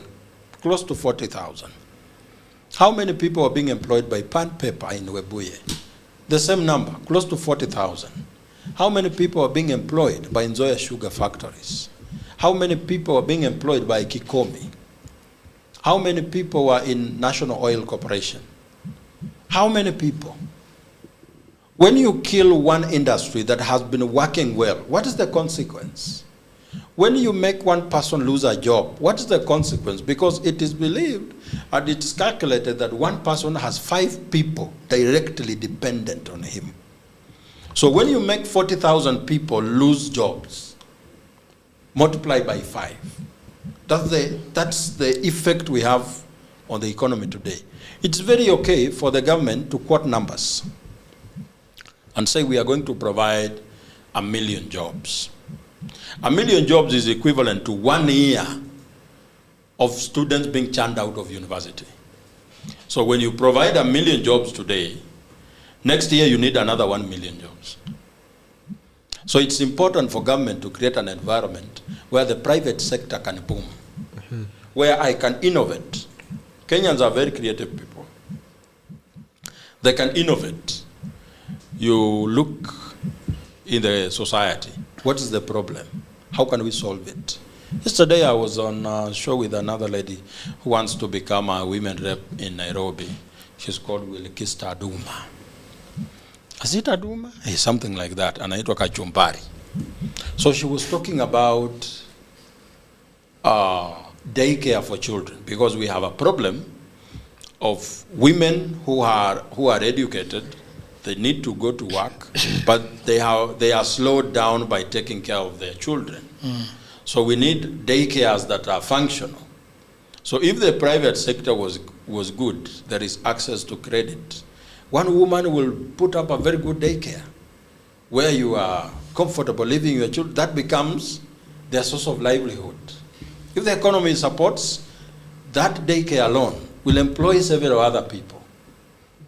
But if we are dependent on government to do everything, and we have always said here that the reason why the government is unable to solve the economic problem that we have is because this government that is in place participated in creating the environment that is eating them today. Today, the government is surviving on borrowed money on a daily basis. They have to borrow to fuel their vehicles. They have to borrow to... If a government is broke, they come back to the people for one more coin every time. What does that cause? People become broke and broke. So the outlets on your income increase, but the inlets keep on decreasing. When the income shrinks and the need to spend keeps on increasing, what do you think? So, and this is a very big warning to anybody who wants to be president. Anybody. If we are not careful, in the next 40 years from now, Kenya will be a very different country. Nimeona comment ingine hapa. Mtu mwingine akisema anaonanga doctors and nurses walk around the world looking for jobs, they don't lament. So that person thinks that everybody should be doing that. So plumbers should be walking across the world looking for plumbing jobs because they are lamenting. Can I ask you a question? Yes. Ruto became president by offering bottom-up economy. Yes. As his main way out of this situation. Yes. Do you think that Ruto has tried to fix this issue and it is above his pay grade? So William Ruto realized that whatever he said cannot be done. But because he can't admit it, he has to keep on shifting goalposts. That's why he always... That's why he keeps on saying in 6 months' time. He thinks 6 months is very far. But immediately he says in 6 months' time, he realizes 6 months are over. So you promise people, for example... Why does he say 6 months and 3 months every time? Because he can't do it today. He has to give you some timeline. So you tell people that in 1 year, I'll be building 200,000 units of affordable housing. In 3 years, you have not gotten to 50,000. Why? Because you have to securitize the money you are getting out of housing levy, take a loan, and be able to survive by taking care of some recurrent expenditure here. No. The question I'm asking you is, yes. on that same issue, yes. Is, before you say 6 months, yes. How have you arrived at the 6 months? No, your issue is not actually to do it. Your issue is to buy some breathing space. Because you can't do it. Actually, can I answer that? Yeah. One of the things that probably I loved so much about the Ruto agenda for the youth was the digital superhighway, or rather the digital infrastructure. What was that?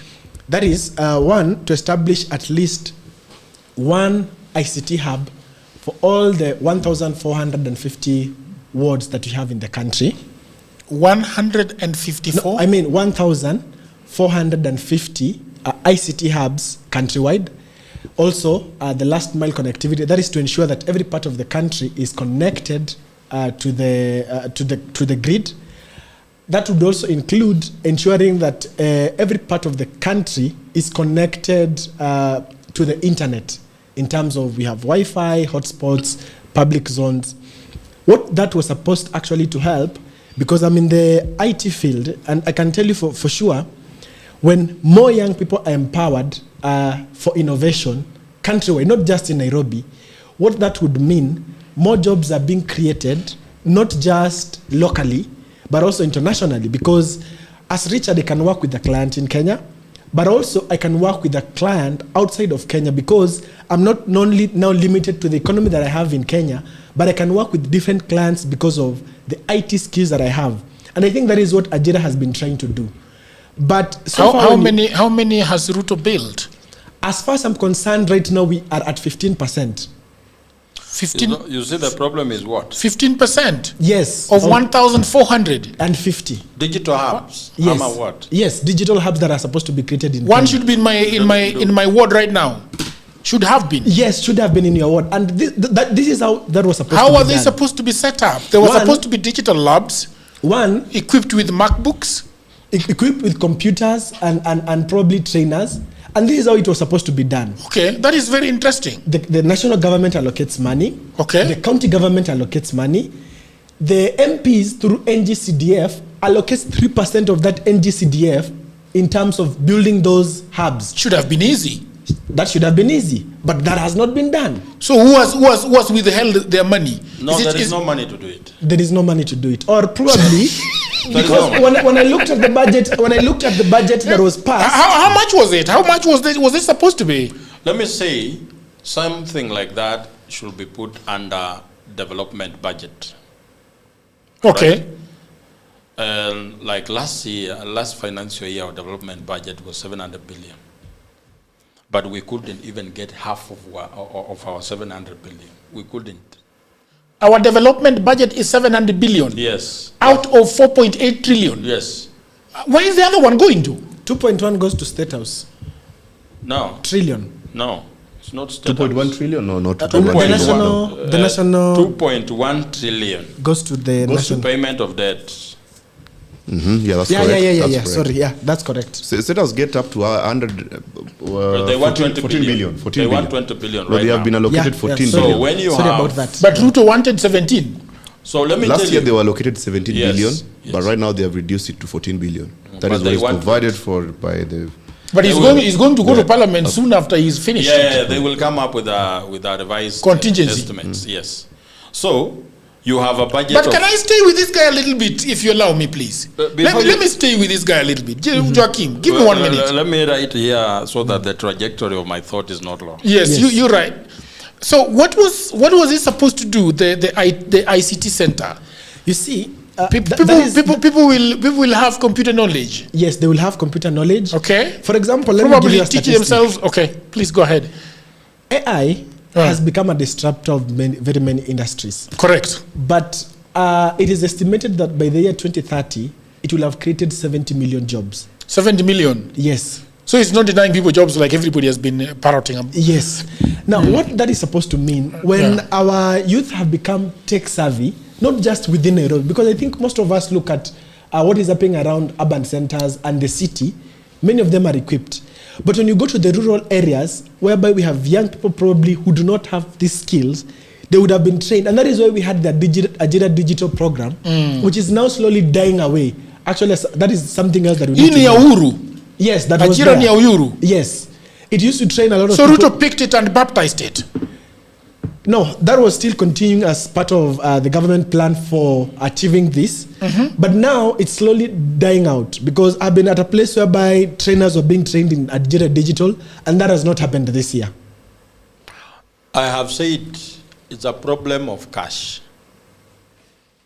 You can come up with very ambitious plans, but you will not do any of that because you have no money. But I don't think it's a problem of cash. I don't think it is a problem of cash. Now, let me tell you, I was trying to tell you. Can you tell me this one? I was trying to tell you how we have a cash problem. Okay. We actually don't have a cash problem. No. We understand what I'm saying. Can we allow Joaquin to speak and then I go to Joel directly? Yes, you have a cash problem. Okay. Now, with a budget of 4.8 trillion. 2.1. 4.8. Our projected revenue, taxes, ni pesa ngapi? Because how does government work? Where do they get their money? They collect tax. They collect tax and then borrow some. Yes. So out of 4.8 trillion, okay, how much are we going to give them in terms of taxes? For everything they want to do, they will do it with the money we give them. If I am being very generous, Let's say we collect 2.8 trillion. Cash money given to government. Yeah. Then now, we look at now the expenditure. We say 2.1 already gone. Debt payment. 11 trillion, 1.1 trillion on how do we call it?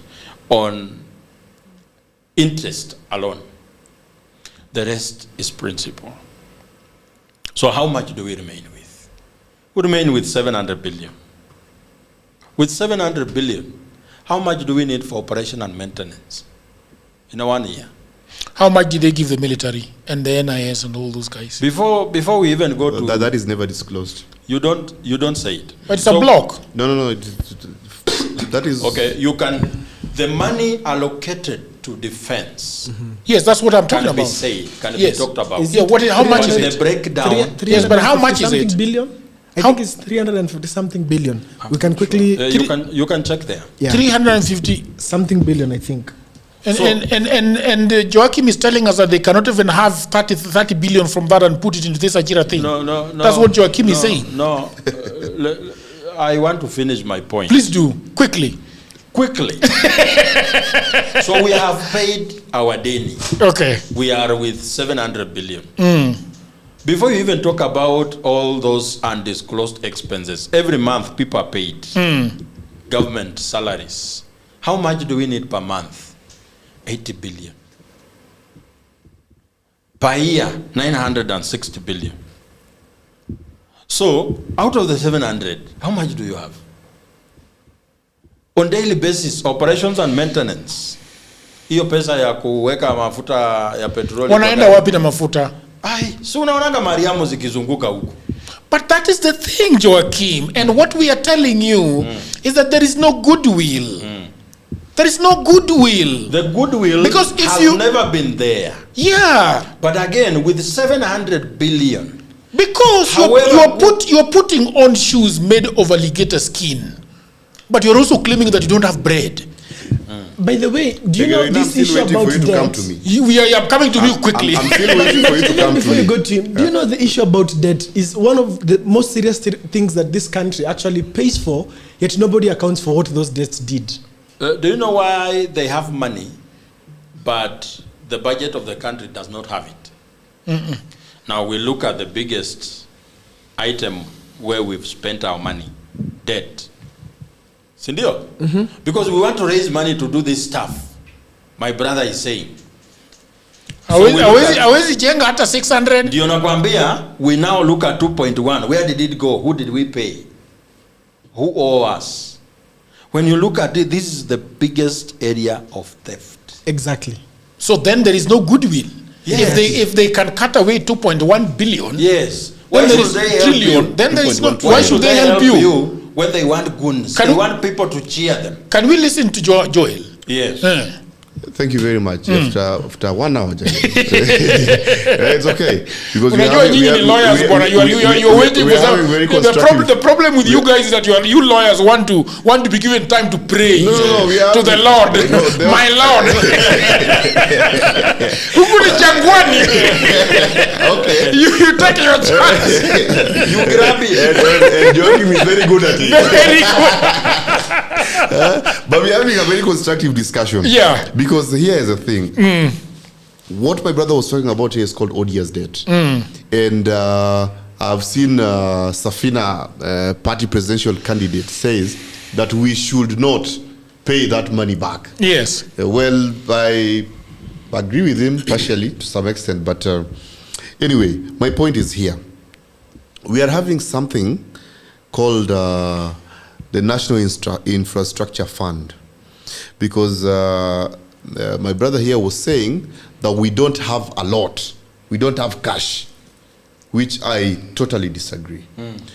This country has a lot of money, and this country has a lot of avenues to get money.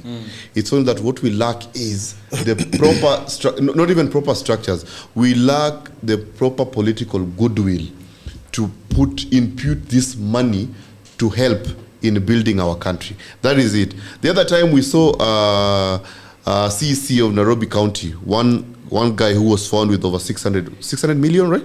Yeah. 65 million, yeah. I'm told it was 250, but within a blink of an eye. Yeah, 65 million. Another one we saw, some people who are caught by, who are involved in some oil scam, some petroleum scam at the airport, and were caught with, was it over 500 million or something?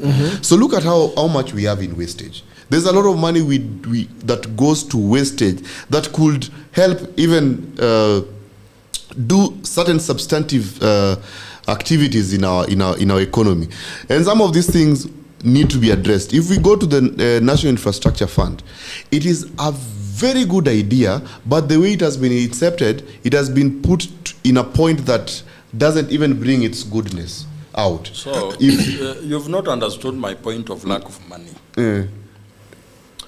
The money you are talking about is the money that has been pilfered from the system. Yes. Because the 65 million is what has been stolen from what we should corruption be spending. Proceeds, yes. I am talking about the money we have put together yes. as a country, where you have contributed, and I have. So we have put it in a basket we've given to government, that for us as the people, this is what we can manage. So use it. Then the government comes and tells you, they are borrowing. Like, for example, let me ask you. Our laws say that we only borrow for what? For development. Yeah, that's in this budget, how much is our projected amount of money to be borrowed? I don't have the exact figures. 1.1 trillion. Yeah. How much is our development? 760 billion. Okay. Why do we need the rest if the law says we borrow only for development? Why are we borrowing 1.1? It means that the remaining more than 300 billion is going to recurrent expenditure. Yes. So the question is, why do we need 300 billion for recurrent expenditure? I think our agreement, Mr. Joachim, is that go ahead quickly because I want to even finish. Let me finish. Our agreement is that to call me next time alone. I'm going to call you next time. Joachim will kill us. Our agreement is lack of goodwill. Yes. Sindio? Yes. So the theft of money is due to what? Lack of goodwill to work for people. The pressure we are in has been mounting from I think 2014. President Uhuru had one advantage. He had breathing space. Even as everyone was stealing left, right, and center. 2 billion every day. You could borrow $1 trillion 1 year, and people doesn't realize. But right now, William Ruto realizes that he's been caught up by the piling actions that have been done over the years. And he can't talk about it because he's been part of the creation of the problem. So in this case, the reason why we have kept on saying that we need to audit our biggest expenditure item on our budget. Our biggest expenditure item on our budget is debt. Why do we audit debt? Because the program you're talking about needs money to be funded. And we are trying to look at where are we spending most of our money on. We are spending it on debt. So we want to audit it. And the people agree that that's a problem. That's why it found itself on the 10-point agenda of government. Yeah. Even when you listen to John Buddy before he joined the government and became a spokesperson. And can I take an opportunity to say that we are going to be allowing calls, so people of the internet, as Joachim wraps up his opinion, we can actually start getting calls. Please, if you can call us through normal line, we'll really appreciate. People from outside the country can always call us through WhatsApp, but normal line is our preferred. Thank you very much. Joachim, yes, go ahead. So the problem I have with everyone, everyone thinks that they can somehow circumvent the cash problem by not dealing with this issue of debt. John Buddy, before he became a spokesperson for Treasury, because now he is, he was saying that we need to publish a debt register. That's where we are losing most of our money. He became CS. Does he speak the same language? No. The people who are givers of taxes are saying, no, because we pay debt using our taxes. So we are saying, the money that we are giving you, you are saying you're paying debt. Can we please see who we are paying? How much we borrowed and why? So that we can save some for digital stuff. We can save money to provide jobs for our youth. If we refuse, let me say now, we reduce expenditure in State House. Expenditure of State House is how much? Let's say we are giving them 20 billion. So we reduce it by half. We'll be left with 10. So 10 can do what? 10 billion can do a lot. Can do a lot. But we want to save the 2.1 trillion that we are losing. 600. Hello, how are you doing? What's your name and where are you calling us from? Hello, my name is Peter from California. I'm happy that I'm the first caller today. Are we connected to the gentleman? Hello? Yes, hello, yes. My name is Peter from California.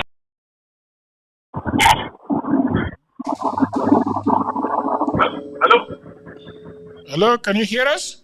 Hello? Can you hear me? Yes, I can hear you very, very clear. Oh, very good. What is your name and where are you calling us Can from, you hear sir? me? Yes, my name is Peter from California. Peter from California, how are you doing? Mada ya leo unasikiaje? What do you have to say about it? Yes, Mada ya leo, today I found myself agreeing with Joachim for the most part of the matter. Oh, what is your point of agreement with Joachim? No, he has a point of disagreement. No agreement. He's agreeing. Hello? Hello? Yes, we can hear you. What is it that you're saying? Yes. I'm saying today I found myself agreeing with Joachim on the most part of the matter. Okay. Because if you look at our country, the way it is, majority. We are losing you, sir. Let me try calling again. Okay. The gentleman is agreeing with Joachim, but on what we don't know. Yeah, so we will.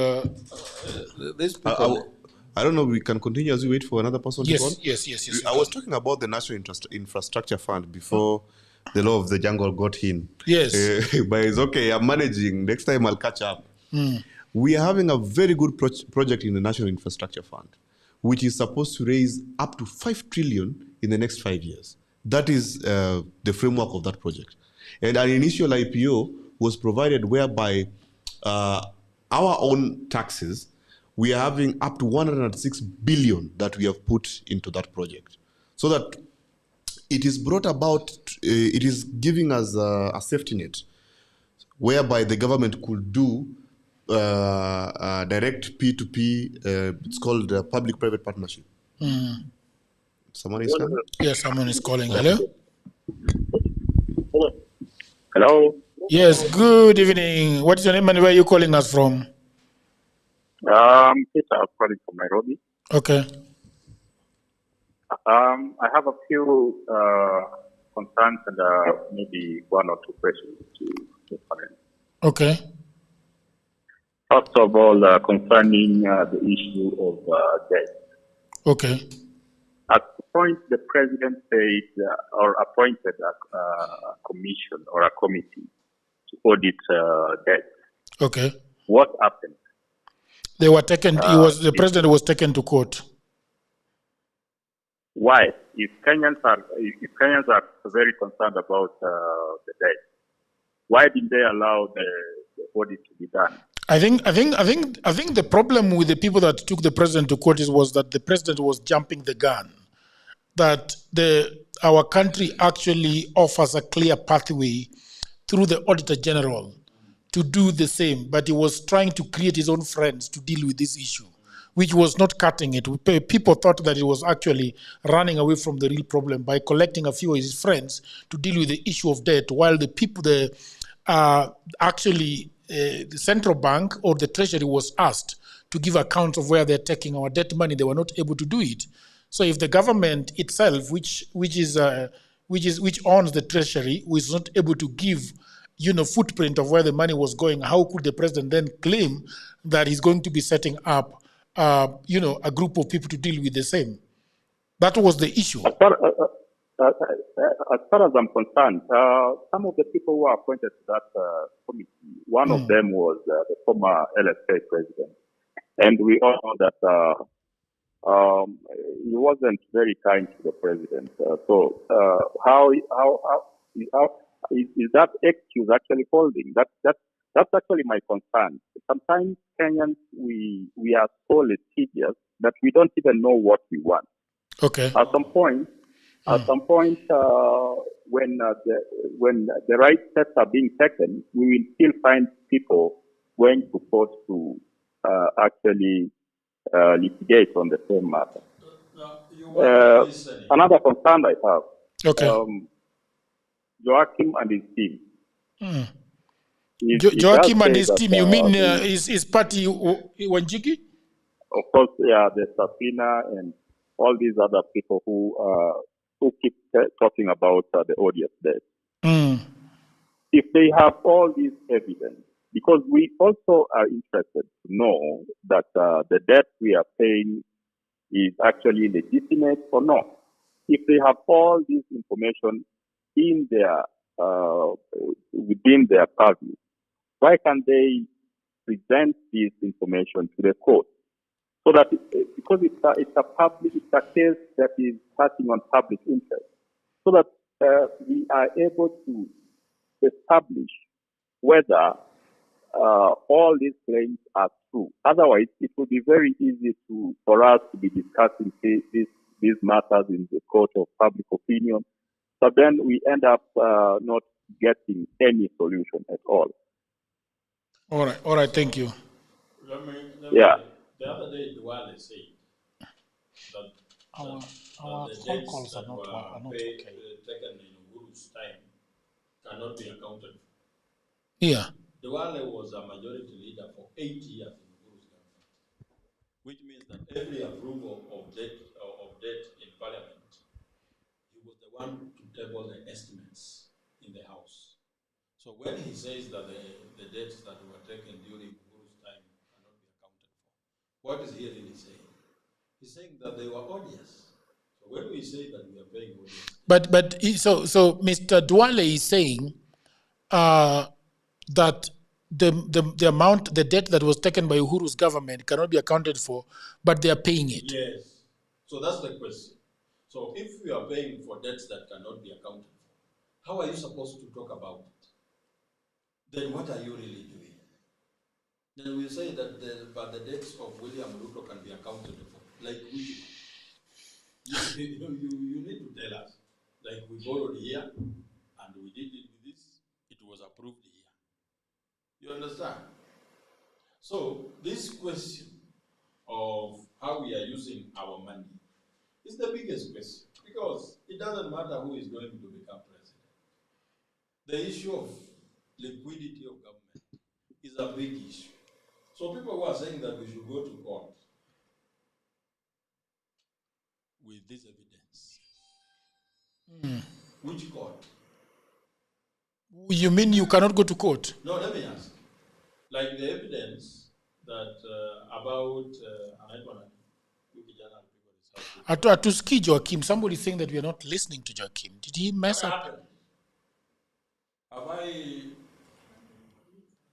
Mike Young. Yeah, wachana na mambo ya iko. Tunataka kumsikia. What are they hearing me now? Wacha niulize Victor Rotich. Are you hearing me, Victor? Jekiro, what's wrong with the microphones? They are not sound consistent. What have you done during the call, brother? I think it is the call that has messed us up. Yeah. Can you hear me now? I hope they are. Iko sawa sasa. Iko sawa sasa. Victor, wewe iko sawa. Na Taabu Okanda. Sasa, the issue we have is that the issue of debt is a systemic thing. Now, it's an executive problem. The only person who can deal with the issue of debt is the sitting president. So for you to deal with it, you need a president who really wants it to be dealt with. Because let me say, for example, he says that when we ordered this thing, that even courts shall not have money to be allocated. We need to borrow illegally so that you can give your allocation as the courts. Because if we don't do that, we can't get money to give you. It is the same thing with members of parliament. Say that if we don't do that, you will not get money for CDF. The first step in dealing with this issue is first to get a president that really wants to deal with it. If the head of state does not want it to be dealt with, it does not happen. It does not happen. So that's our problem. That's why the question of how has bigly been missing in people explaining what they will do. Why can't you guys go to court? Kwani nimekuwa nikiongea Hungarian. I'm telling you, if the president is not willing that this thing can be dealt with. But you can frustrate him through the courts. We can frustrate him. Yeah. Through the courts. The president is already frustrated enough. I don't know if you see the frustration of the president. This thing eats him every morning. He wakes up. The issue of debt and the liquidity of the government. He cannot do what he promised because. Do you think that Ruto had a very good chance of getting himself out of the problem? Immediately he became president. What should he have done? He should have declared this thing as a problem, so that he disentangles himself from the previous sin that he was part of. When he took 3 months without talking about it, it was too late. He had a chance the first 3 months of being president. To go after Uhuru Kenyatta, to return the money he looted. So he needed, by saying that, he needed to throw Uhuru Kenyatta under the bus. But again, how would people believe him? Because he was the one walking around televisions telling people that no illegal debt is being taken. Immediately, the Mount Kenya will be up in arms. You are persecuting our man. No, it's not even, we are talking about it. Why are they not up in arms? And we are saying even Uhuru had it. And Uhuru is still alive here. But your friend Pauline Njoroge wants to be president. Next to is popping out of the car with Sifuna, your fellow Bukusu, want to become president. This is the problem they will deal with. I told someone else that Sifuna now does not have gray hair. But if he becomes president in 2027, he will have gray hair after 3 years. Actually, of all, and that is why probably when sometimes you ask me about my political inclination, I'm not quick to tell you who I'm going to vote for. Yeah. Because that is the biggest problem that we have in this country. And I'm yet to see a candidate strongly come out to tell us how they're going to deal with that issue of debt. Sifuna is not telling you? No. Sifuna doesn't. Have you had him to speak about debt in all his rallies? Yeah, do you think Sifuna understands the concept of debt? He does. Okay. This of course, concept of debt is a problem. I'm asking me the Gen Z because there is constituency. Of course, it's not that he doesn't. He does because he's been in government for a while now. But I think one of the things they realize is that that has to be a means for them to get. Does money. He care? I think if he cares, he would have probably done something in terms of his role in the Senate. Probably to ask to actually audit, or rather through the Senate ask for records that can actually show what is happening to our debt. They have done that. The Senate has done that? Yeah. To what? To Okiya Omutata does that every time. It's only that, but that is we don't. Okiya Omutata is going as a Sifuna also spoke about it a while ago.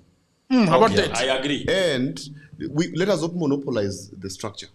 Okay. Yeah. We are against one bad thing. So even if Jagero hits it, Joel hits it, my brother here hits it, so long as we are against odious debt. Yeah.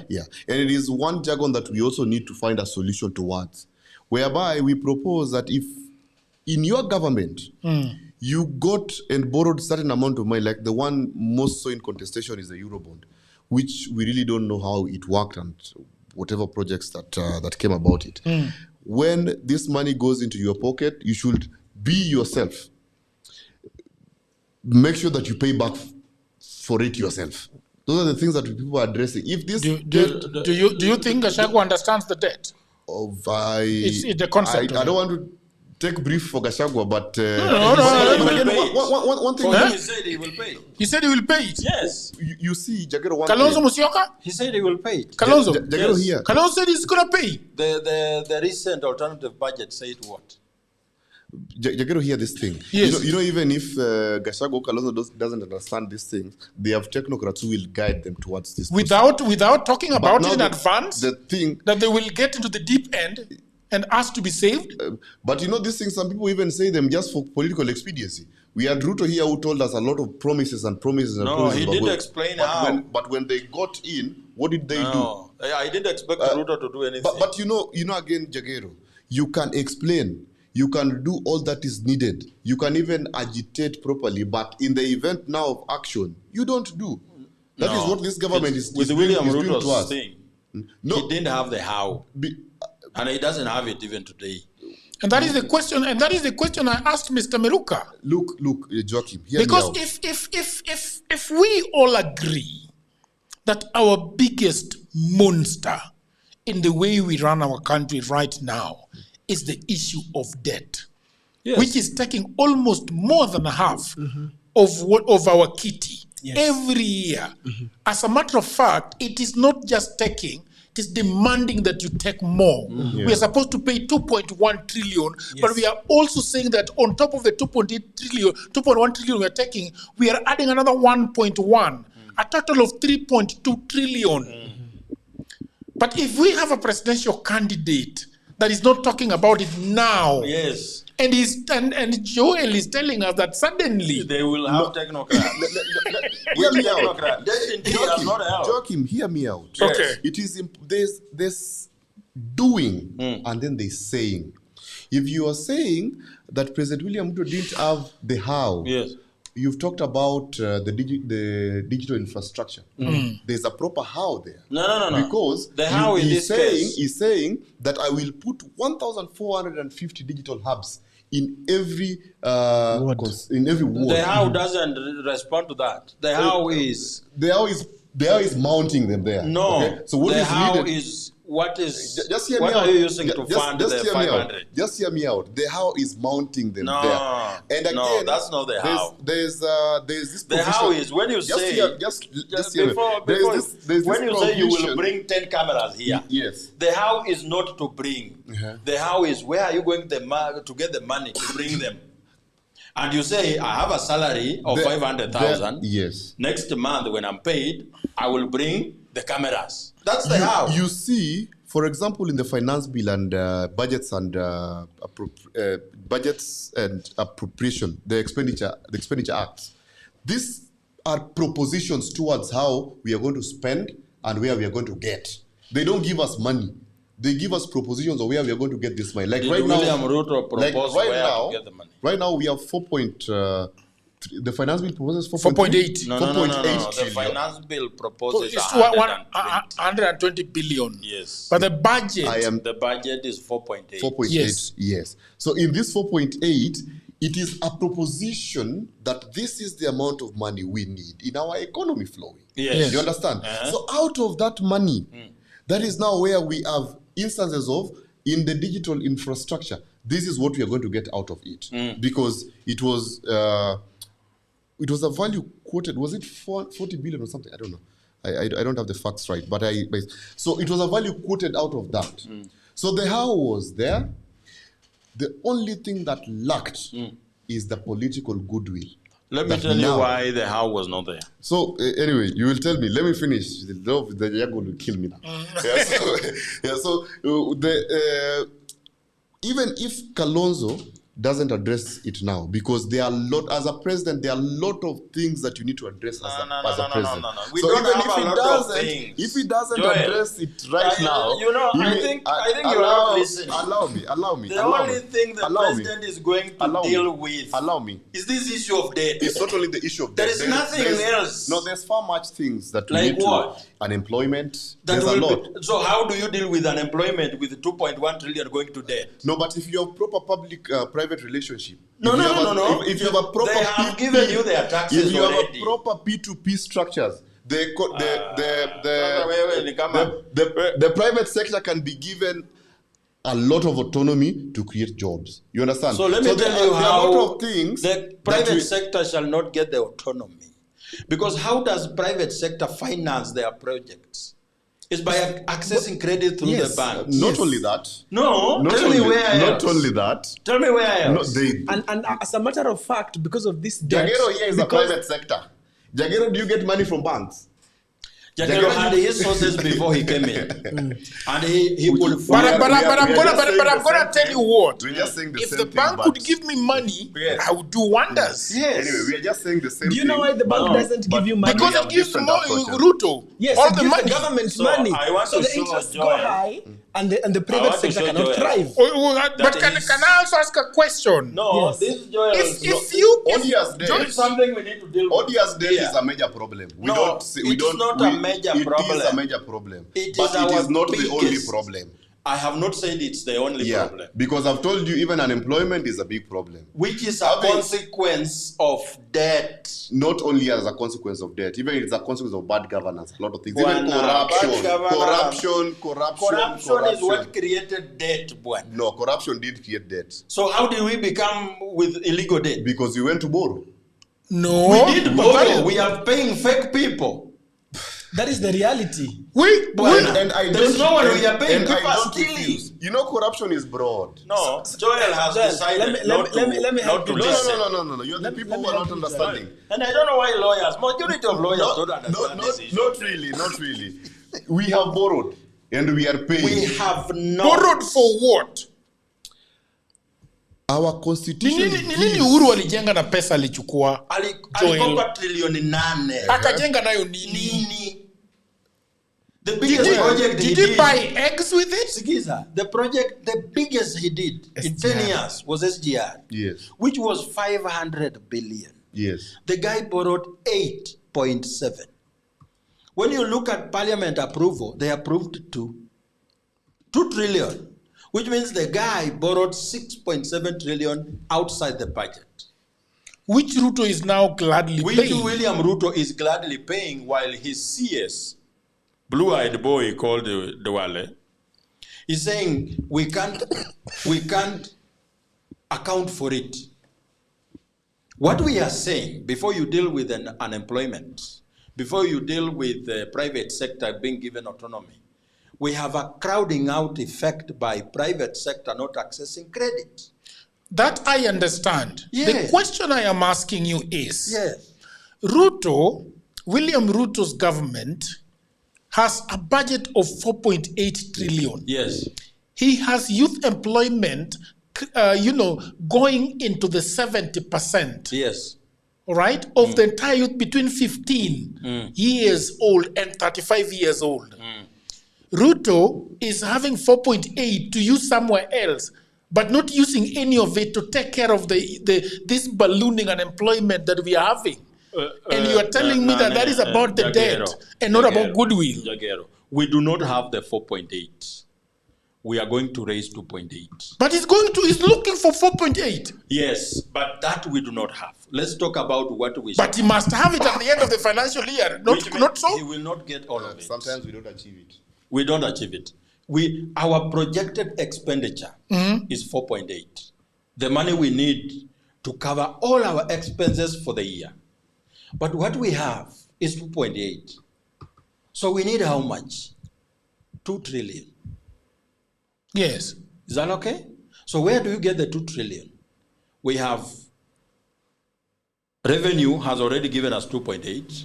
We now need loans and grants. And because we cannot get all these 2.8, That's where a finance bill comes in. A finance bill comes in where you have estimated taxes according to the tax regime you have, being 2.8. You have estimated borrowing to be 1.1. You have estimated grants to be around 300 billion, but you have a shortfall of 120. So what do? You revise the existing tax regime to go back to the people and ask them for that 120. That's what the finance bill does. Now, when it comes to expenditure, before you do any development, there is money that is needed on daily basis. Daily, halali, and that is called operation and maintenance. Ukiamuka asubuhi, gari ya polisi, it has to have fuel. There is no question. Huyo polisi at the end of the month, lazima alipwe. Before you think of anything to develop anyone. And operation and maintenance is 600 billion 1 year. The money that is needed to go to the counties. Unaona governors wamekasirika vibaya sana. Is 450. The money you need to do development is 700 billion. This is where you now need the money to create employment, because that development is actually towards creation of employment based on how are you spending the 700 billion. We are not going to get even half of the 700 billion. We can't. Because last year, we had the same budget of 700 billion development. How much did we spend? Go and check. We didn't even get to half. It means that the huge amount of money we have that we are going to give taxes is going to be paid to people who we never took loan from.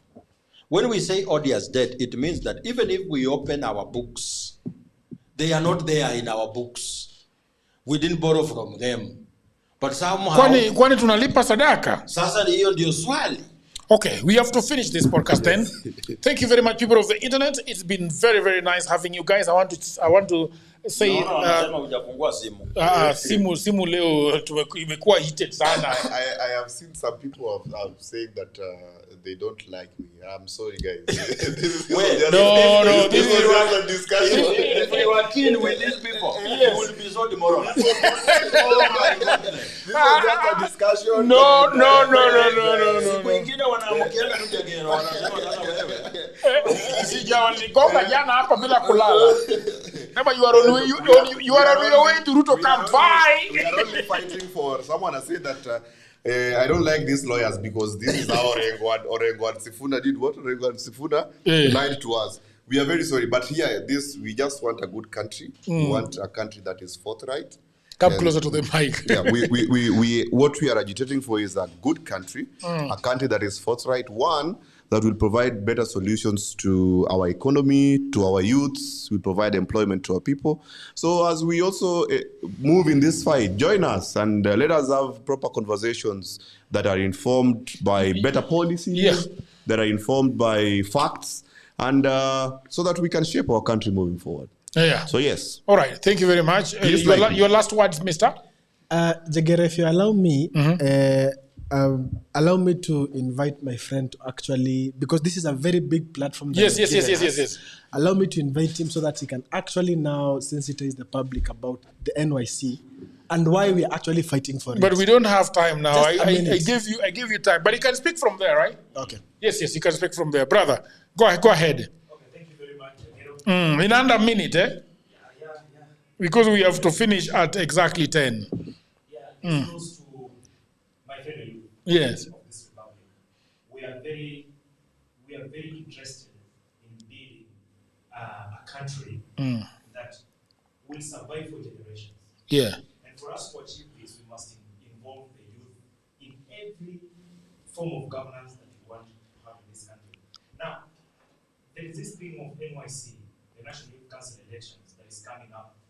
And I'm calling upon all the youth of this republic to come up and join us as we struggle to ensure that, one, this elections is held and is held at the right time as stipulated in the Constitution. Remember, according to this year's Gazette Notice 5586, the dates are stipulated very well: 5th of July, 16th of July, and 27th of July as the election dates. So we are calling upon all the youth to come out, aspire, be candidates, stand as voters, and determine the future that they have always wanted to have for this country. Thank you very much. Thank you very much. I want to thank Frank, that who has been on the deck, Peter, that is on TikTok, and cameras, and everybody else. But the star of the show is always the audience that gather around here, around the fireplace in the evening, every 7:30, and speak to us, listen to us. Thank you very much. Please, if you're not subscribed, please do subscribe. Hit on that notification bell so that when we go Tuesday, you are there with us. Until another episode, bye for now. All right, people of the internet, I hope that you're enjoying this episode very much. And I just had a break to tell you about my new book. Everybody says that there is no job, and that is true.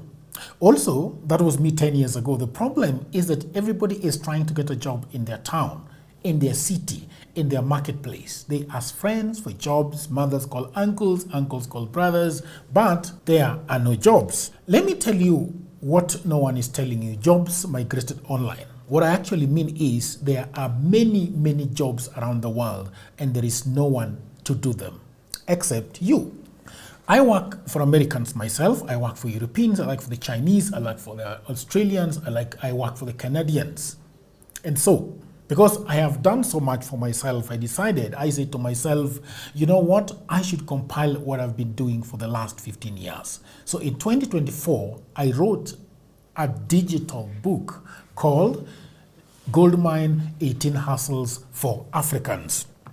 And then in 2025, AI came. People say AI is taking away our jobs. And for me, I'm going to say false. There are actually AI jobs. Jobs are not being taken by AI, but there are new jobs online that are there because of AI. Now, mimi ni nani? I created more jobs. And for now, in my new book, we have 25 online and offline jobs that you can leverage on if you do not have a job. So in this powerful volume 2, I share 25 new actionable online hustles specifically researched and tailored for Africans. My new book provides clear step-by-step guidance drawing from my extensive experience and research, including the mistakes I've made and lessons I've learned over the 15 years that I have worked online. So what can you do online? You can become an executive assistant for busy folks in Europe, America, Canada, and get paid for tasks like watching videos and taking online surveys. Okay? You can build a lot of things. Build a business as a virtual assistant, start an e-commerce shop without capital, be an affiliate marketer, or you can also become actually an English tutor, and tens of AI jobs. If you have a job, that is fine. But I also know that you can buy this book for that brother, for that sister, for that mother, for that cousin, for that husband who is watching Netflix all day at home. Buy it for your friend who is always asking for cash. You know that friend.